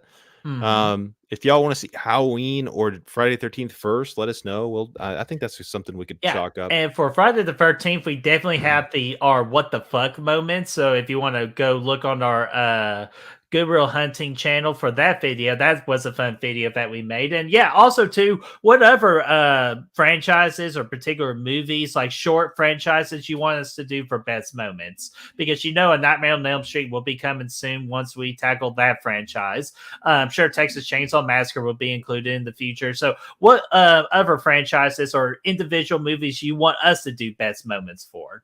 Yeah, definitely. Yeah, let us know. And we'll rock it out, man. We'll rock it out. Yeah, we'll rock it right the fuck out. We'll try to do every franchise. I don't want to do the puppet franchise because there's like 10 movies within that franchise. So, well, what if we did the best moment from every franchise, though? Oh, dude, that could be interesting. Yeah, we'll be here for 8 hours, but that could be very interesting. Well, I mean, maybe not every franchise, but Friday the 13th, Halloween, Nightmare on Elm Street, Texas Chainsaw, Chucky, and Scream, Saw. I think we got an idea here. Yeah, we get those big like 6 franchises. We do the best moment with each of those franchises, or we take our best moments within those franchises, and we rank them. I like it. That's sexy. That's sexy, Birdie. That could be a Goodwill Haunting event right there. Yeah, I like that. Write it down. Or actually, we need to create a list for that. You write it down. Dude, I can't do everything. No, I'm kidding. Castello Daniel Garcia, what's going on, dude? We're just wrapping things up. Dude, It's Alive franchise. I'll be honest with you. I am not familiar with that franchise, so I'm going to have to look that up. But I am familiar with Night of the Demons. I've only seen the first one, and I enjoyed it. So we'll definitely add that to the list. Yeah, I like that, too. Oh, sorry. Last thing, if we'll go ahead and just clear everything out here. But Chester says, did we know that Ted White was uncredited as Jason in Part 4? I knew that, Brad. I'm not sure if you knew that, but I knew that, and I think that's wrong. I didn't know that. I never really watched the Friday the 13th credit ever, really, I don't think. So I don't. Yeah, like who watches credit? The only credit I know is when they fucked up Michael's age in Halloween. Or Halloween 2. I think it was Halloween. I can't remember which one. It was one of the two. They fucked up his age. But other than that, I don't know anything about credits. No. Or, dude, I was trying to remember that thing and that scene in Robin Hood Men in Tights. It's like, this doesn't happen in the credits or something. But all right, let's finish it up here. What's coming up on the channel, Brad? This is definitely your baby of Slash It Out. But yes, guys, Slash It Out is coming back on the channel very, very soon. But Brad, you picked the matchup here, so I'll let you talk about it. Yeah, Pet Sematary, the OG versus the remake. That's a fun way to come it back, right? And it's really my bad. I got kind of recently obsessed with Pet Sematary because I read the book and I watched all the movies, including the shitty new one, Bloodlines or whatever. But I watched it. Yeah. Hey, Birdie, if you haven't seen Pet Sematary 2, not bad at all. I've been hearing that. Yeah, it's and plus we actually visit the doctor's office down in Georgia. That's what, dude, I recognized it. I forgot that conversation took place when we were down there. But as soon as the movie popped on and it showed the town, I was like, I know exactly where the fuck that is. And and then I remember, like, I think they'd mentioned that. Yeah. But no, Pet Sematary 2 is decent, man. So check that out. It's a good movie. But this will be fun. I love these movies, and I think that it's a good way to bring back Slash It Out, Birdie, and you can pick the next one if you want to. And we'll do another one after that. But yeah, plus I miss Slash It Out too. It's been way too much longer, and plus I don't want to lose Slash It Out like we lost Fight Club. Yeah, well, that's true. Yeah, we don't want to do that. But Slash It Out itself is great. It's great. Yeah. So, and what's also coming up on the channel? I believe right now I am shooting for Monday, at the least Tuesday. It will be our debut podcast of Real Talk. We're having a real talk with awesome guests. And episode 1 for That Horror Couple, we brought on Kaylee and Rob or Robbie, or he's got many names. He doesn't mind which one you call him. But Alberto Del Rio. Alberto, yeah. Robbie and Kaylee, they were just so awesome. And we are going to be hearing that entire conversation that we had with That Horror Couple with the debut of our interviewing podcast, Real Talk, which will be released either Monday or Tuesday of next week. And it'll be available on Apple Podcasts, Spotify, and YouTube. I got to add in that this was one of the most fun things we've done in a long time. Yes. And Bert's been pulling for this show for a long time, and 2.5 years. But no, I actually had a blast doing it, and I can't wait to do more episodes. We had a good time, so check that out. Those are good people. We had a really good time talking with them. Yeah, absolutely. And then episode 2, and we'll be doing a short live stream next week. We don't know what the topic is yet, but it'll be a short one, like a short stream next week, because speaking of Real Talk, we'll have to do an interview after that live stream for episode 2, where we're bringing on Garrett from Born to Be Rad, and that would be a rad episode. Yeah, dude, I can't wait, man. Fun shows. Doing the collabs. We haven't really had anybody on the channel in a while, so just doing these is fun. It's cool. Yeah, and just bringing on different people too, and that's something that you all wanted us to do for a long time, is bring on different people, and that is why we started Real Talk, so we can have that opportunity to connect with other YouTube channels, because again, we're all one big happy family. Yeah, absolutely. So, all right, guys. Well, we're going to go ahead and officially close it out now. Brad, as per usual, you get the final word. We can't all fit on the bulldozer.